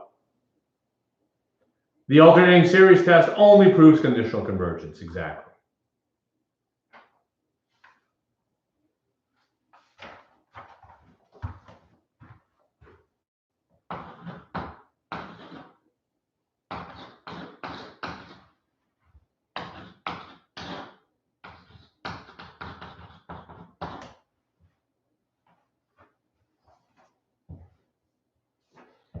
If the alternating series test fails, then it is overall divergent. That is not quite true, because remember, the alternating series test does not give you divergence here.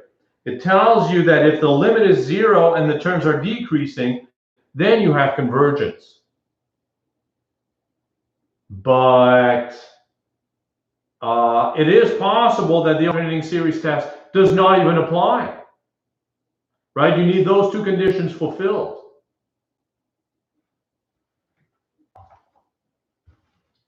So your series could still conditionally converge, could still absolutely converge, even if the hypotheses of the alternating series test are not met.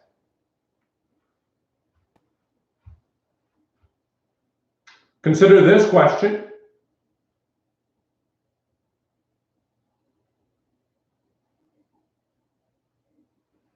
Again, it's a series with both positive and negative terms. Two questions arise naturally. Is it absolutely convergent? And if not, is it at least conditionally convergent? And if you take the absolute value, we're really looking at this business.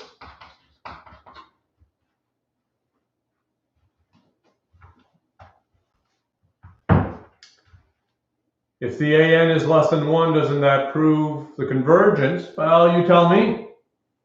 Your thoughts on this series?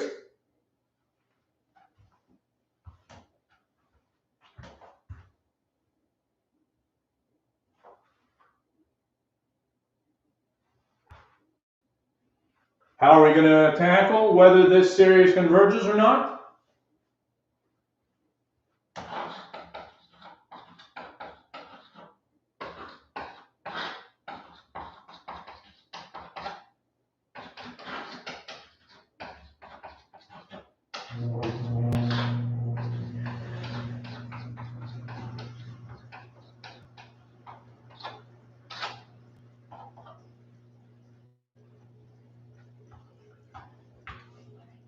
Exactly. Yishen is suggesting the divergence test.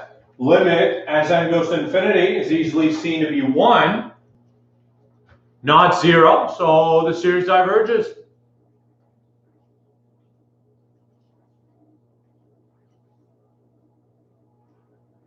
Yining is asking, can a series pass absolute convergence test but be conditionally convergent? The definition of conditionally convergent is that the series is not absolutely convergent. So the answer is no.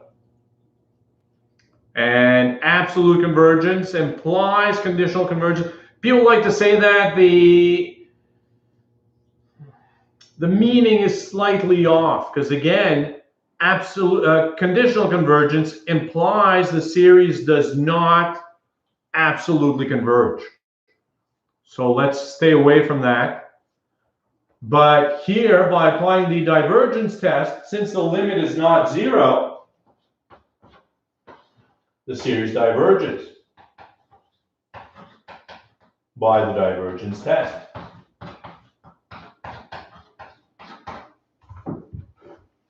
And that actually says more than the function does not absolutely converge.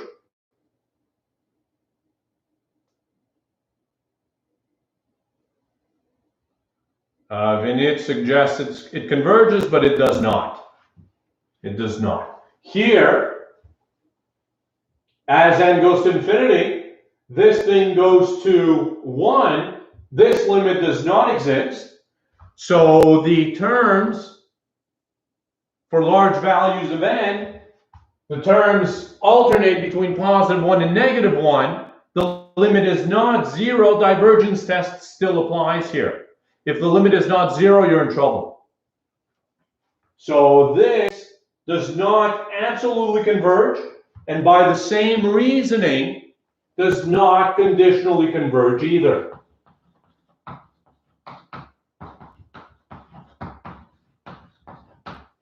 Since the limit is not 0.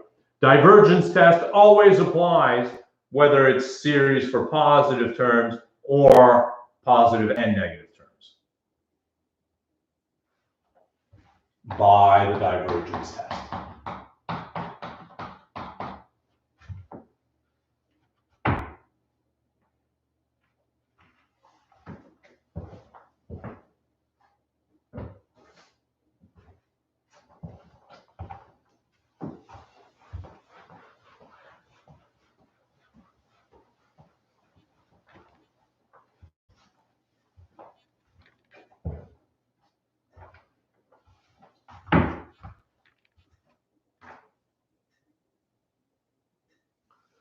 Yishen is asking, if either conditions for alternating series test fails, then we can conclude it's divergent. You cannot. No, let's not do that.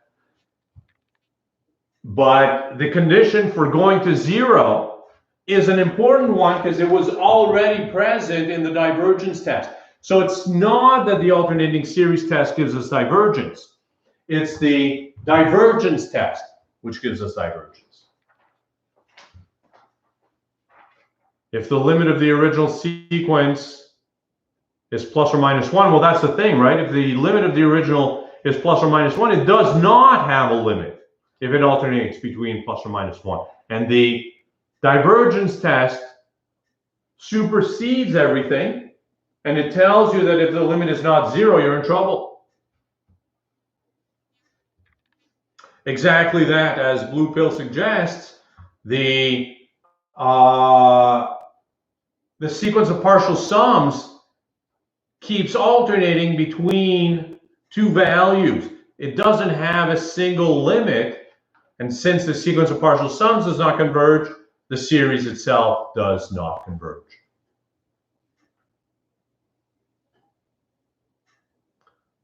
Anmar asks, didn't we use the divergence test on the absolute value of the series rather than the actual one? Indeed we did.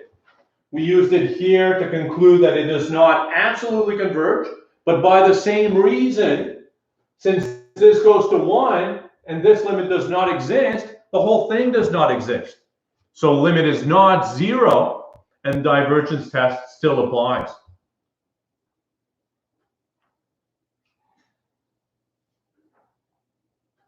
So as Yishen suggests, if your series is an increasing sequence, then it is inconclusive by the alternating series test. Indeed. But think about that for a moment. If your terms are bigger than 0 and your sequence is increasing, the limit cannot be 0, and you'd be done by the divergence test as well.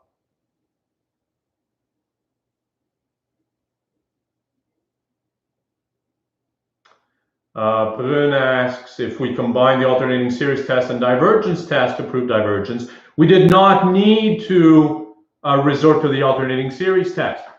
The divergence test does the trick here.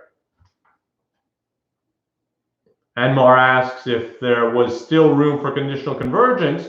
There was. There was originally. Just because the series does not absolutely converge, it could still conditionally converge. But in this case, since the limit is not 0, the limit of this is not going to be 0 either. And that's why there's no hope for conditional convergence.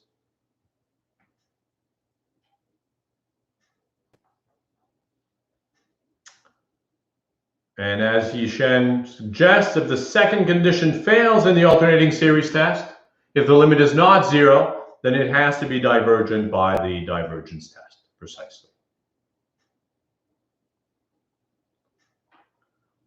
Ahmad asks if we can take the absolute value and cancel the -1 to the end. We did that. We did that right here, and we in the tests for absolute convergence.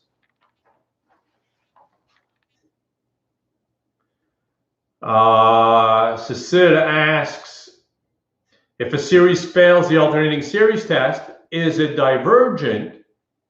So if it fails the hypotheses of the alternating series test, we cannot conclude that it is divergent. No.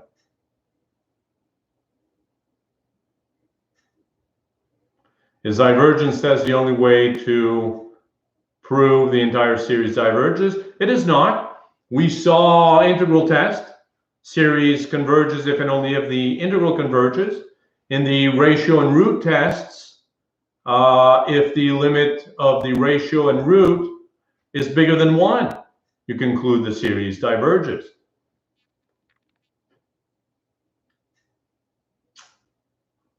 Questions? Let's do another example.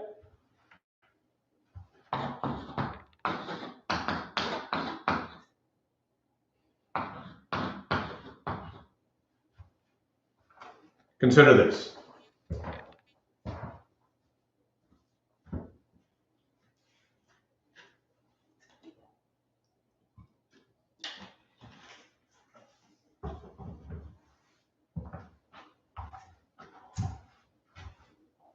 So again, a series with both positive and negative terms.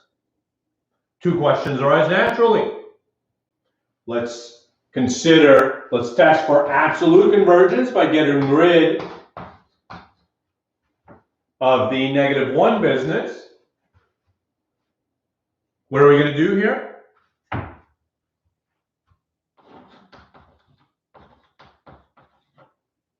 let us apply the ratio test.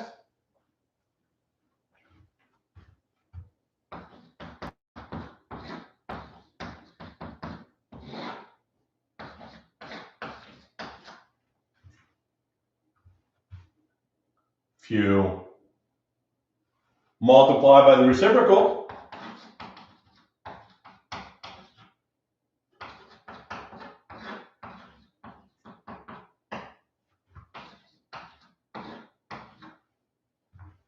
you can cancel one of the two to the end, and that leaves you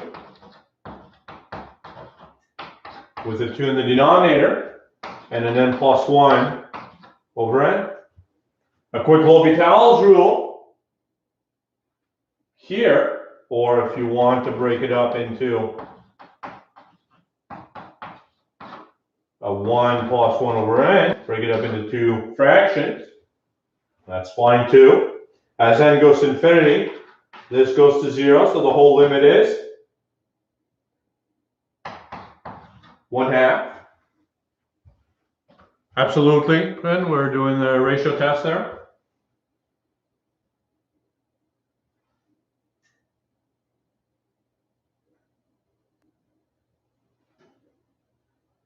And 1/2, what's the conclusion here? 1/2 is less than 1, so the series converges.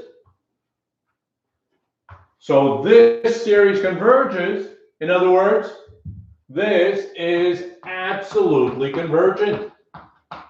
And that's it. Nothing else needs to be done. This is it. Absolute convergence, we're good to go. The strongest form of convergence.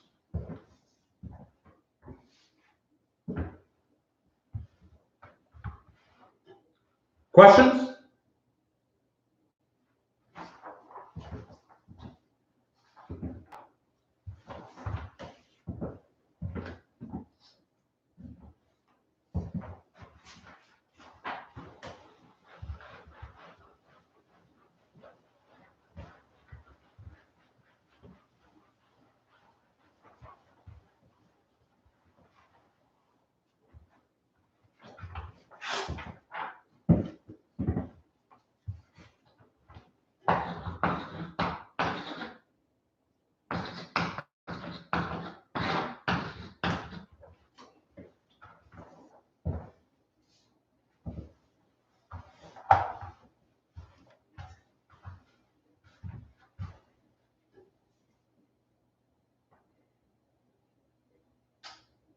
All right, consider this.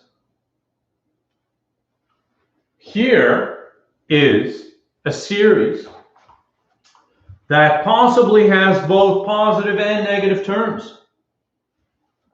And it's not clear without looking at the series in a lot of detail whether it actually alternates between positive and negative, or maybe you have a few positives followed by a few negatives, and so on and so on. Brun asks, could we have used the ratio test including the -1 to the n?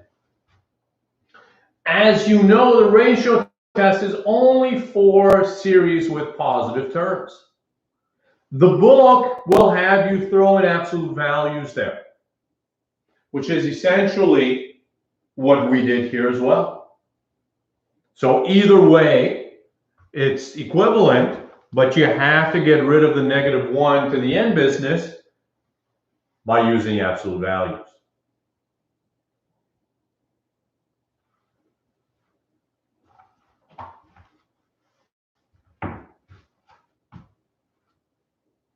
Right? So, think about what's going on here.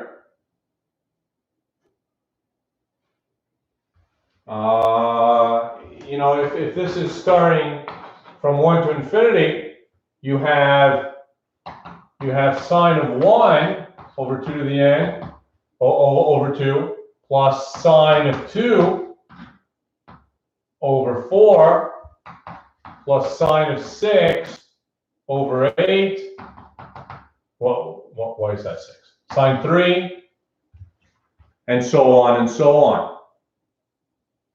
Well, I mean, let me say the so on is sine 4 over 16. Right? And if we look at a number line for a moment, you have 1, 2, 3, which are all less than pi, and then 4 is bigger than pi. Where am I going with that?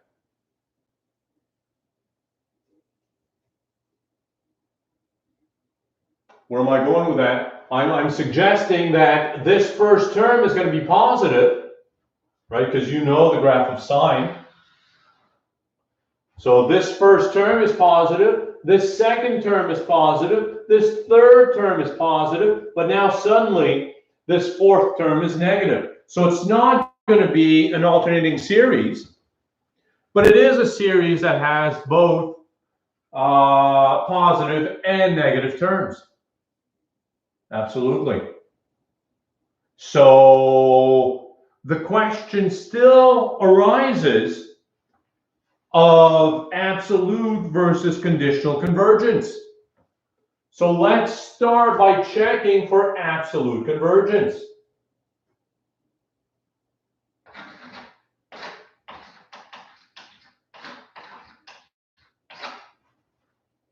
Let's start by looking at absolute convergence. And a lot of people have suggested comparison test, which is going to work nicely here.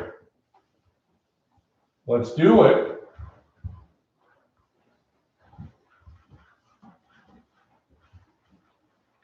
Right? Because even though sine isn't that well behaved in the sense that, right, positive, positive, positive, negative, it is well behaved in another way. Namely, you know that sine is always between -1 and 1.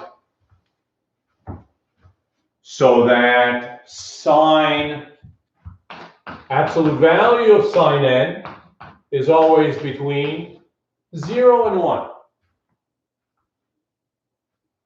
And if you multiply the whole thing by 1 over 2 to the n, you get 2 to the n, which is positive. You get this. And the series, 1 over 2 to the n, is a convergent.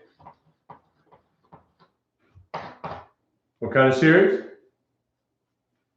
A convergent geometric series.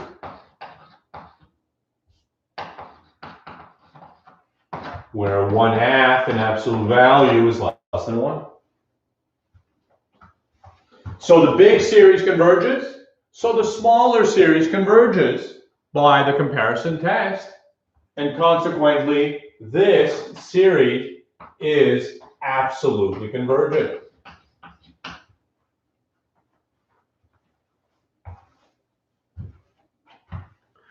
We're lucky that it is, right? Because if it had not been absolutely convergent, it would have been difficult to establish conditional convergence, because the alternating series test would not have applied here, right?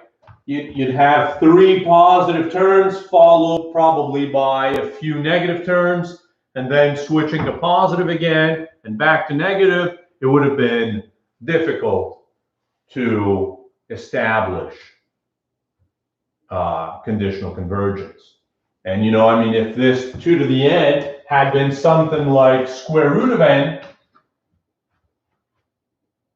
we would have been in trouble. This would have required tests that we have not seen, and we cannot tackle this in this course. How are we doing here? Questions?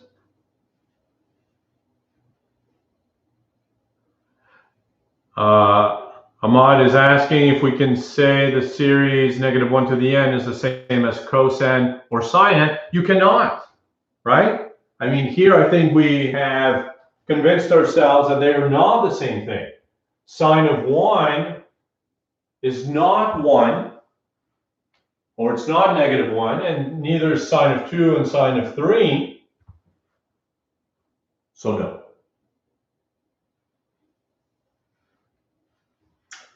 Questions? Anybody?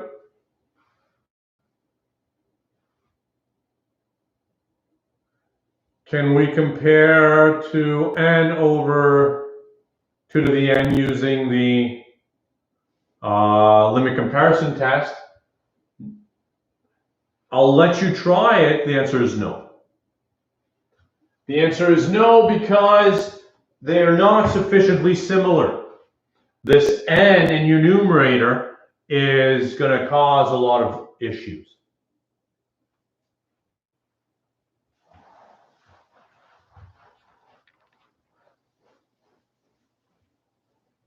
Questions? Let me leave you with something amazing.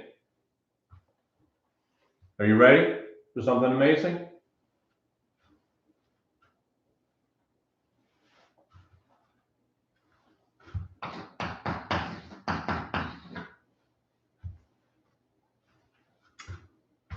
What is 1 plus 2 plus 3? You know what that is.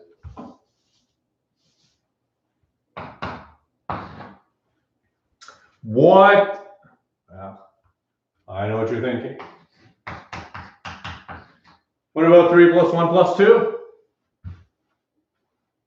And what about 2 plus 1 plus 3? Well, I know what you're thinking.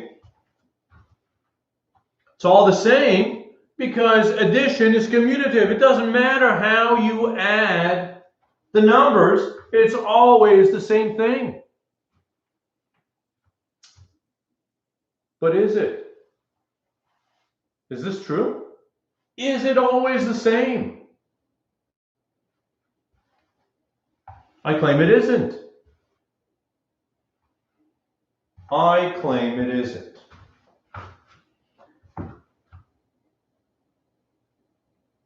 Let us observe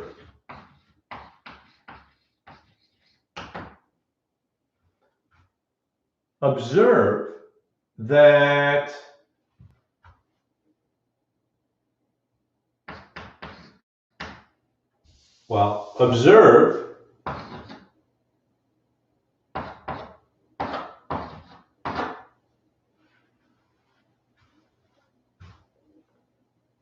observe what this is.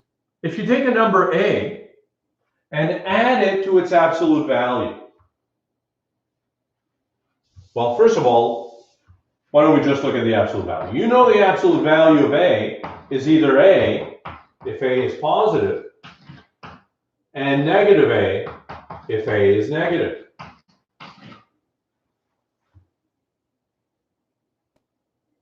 Right? So a plus the absolute value of a is going to be a plus a if a is positive, and a minus a if a is negative. Or 2a if a is positive, and 0 if a is negative.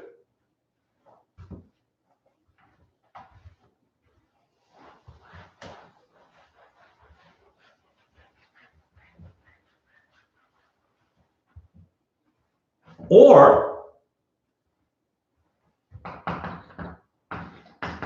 a plus absolute value of a over 2 is either going to be a if a is positive or 0 if a is negative. So let's call this, well, I mean, fine. So let's give this a name and let's call this a plus. This value is going to be a if A is bigger than or equal to 0. Otherwise, it's 0. And I'll let you work that out, but A minus absolute value of A over 2, which we'll call A minus. If A is negative, then this is 0.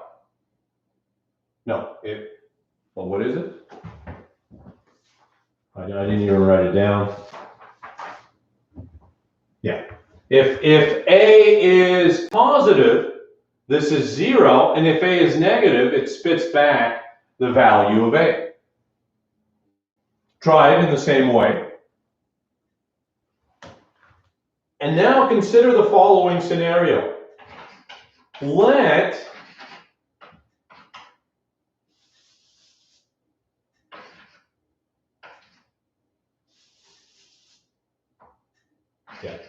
Let AN be a conditionally convergent.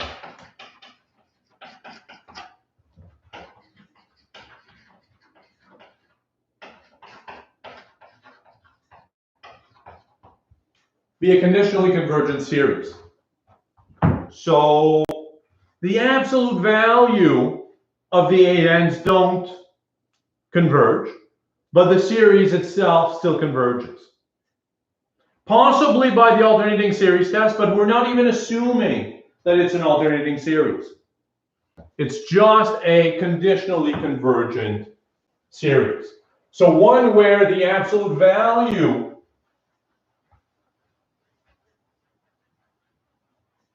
of the series does not converge, but the series itself still converges. Observe that if you added the values where the ANs are just positive, right? The sum of the positive terms.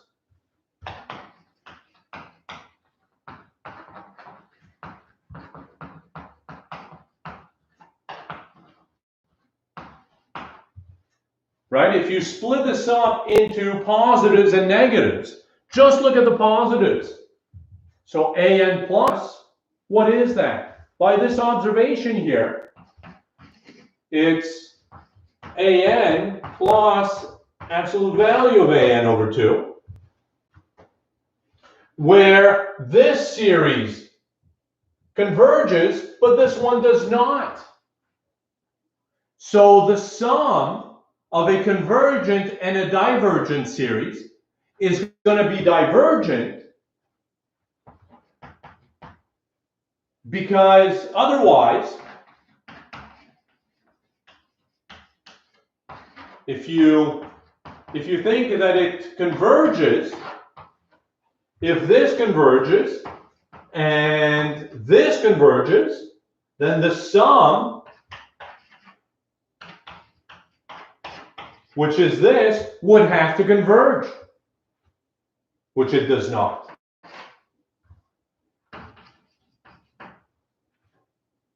So this series must diverge. And similarly, the series of negative terms, which is AN minus the absolute value, also diverges.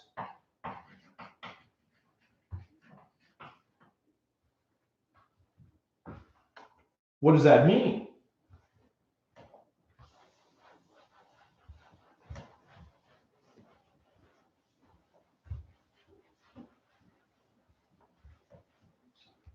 What does that mean? Where are we going with this? A beautiful observation due to Riemann. Take a conditionally convergent series.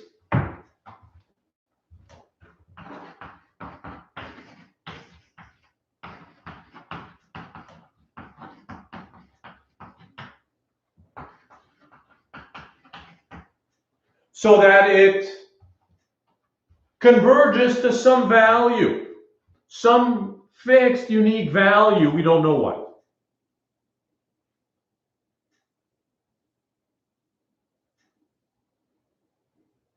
If you choose any value you want, you can rearrange the terms in this series to converge to the value you chose.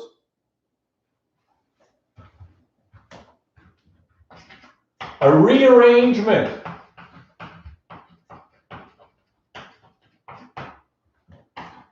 of the terms in this series can be formed to converge to any fixed number.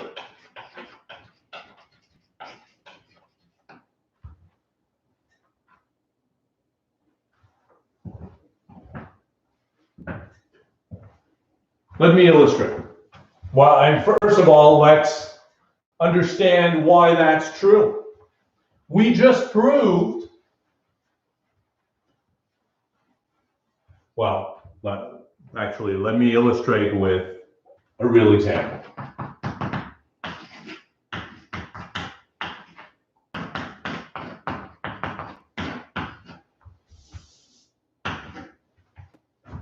Consider this example. What is that? This is 1 minus 1/2 plus 1/3 minus 1/4 plus 1/5 minus 1/6, and so on and so on. The absolute value of this is the series 1 over n, which you know diverges. So this series does not absolutely converge. If you forget the negative 1 to the n plus 1, you have the term 1 over n, whose limit is 0. And you can show easily that the terms are decreasing so that this conditionally converges by the alternating series test.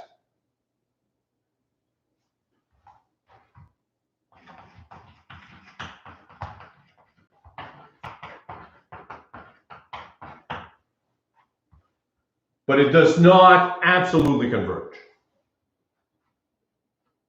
What does it converge to?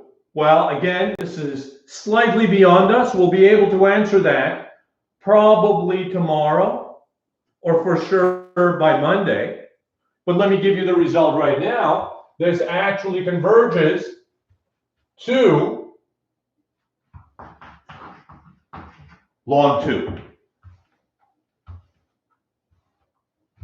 This series converges to ln 2. Ln 2, which is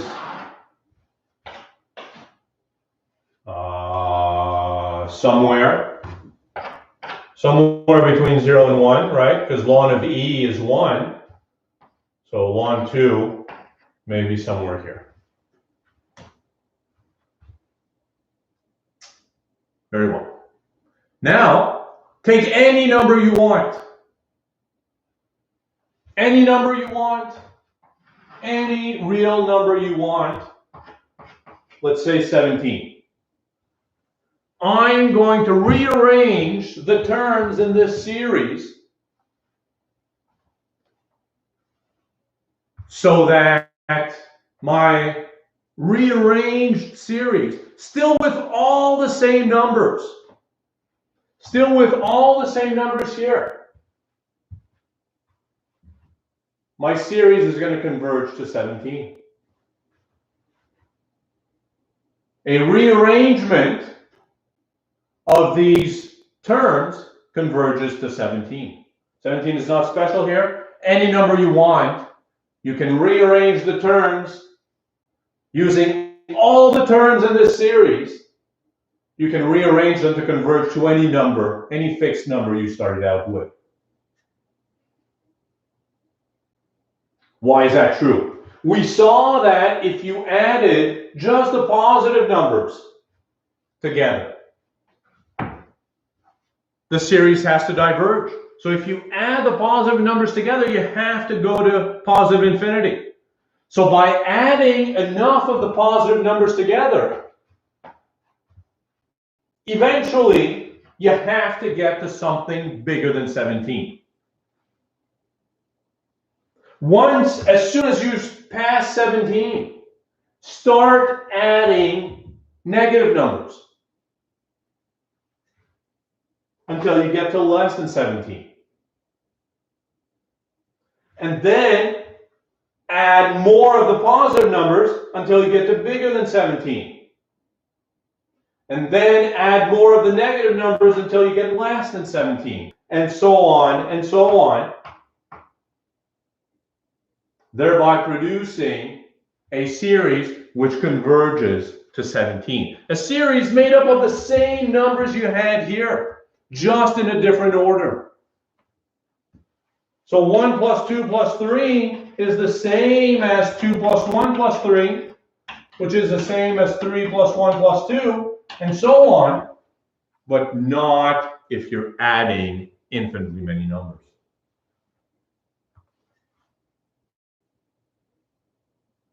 How are we doing?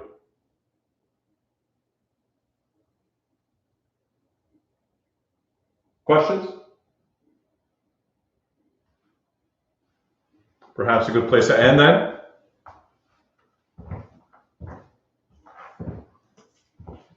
We'll pick this up again tomorrow.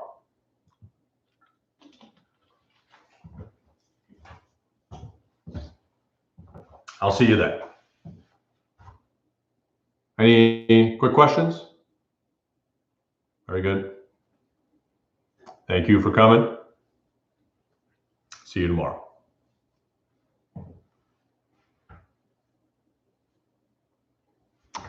You can send me an email.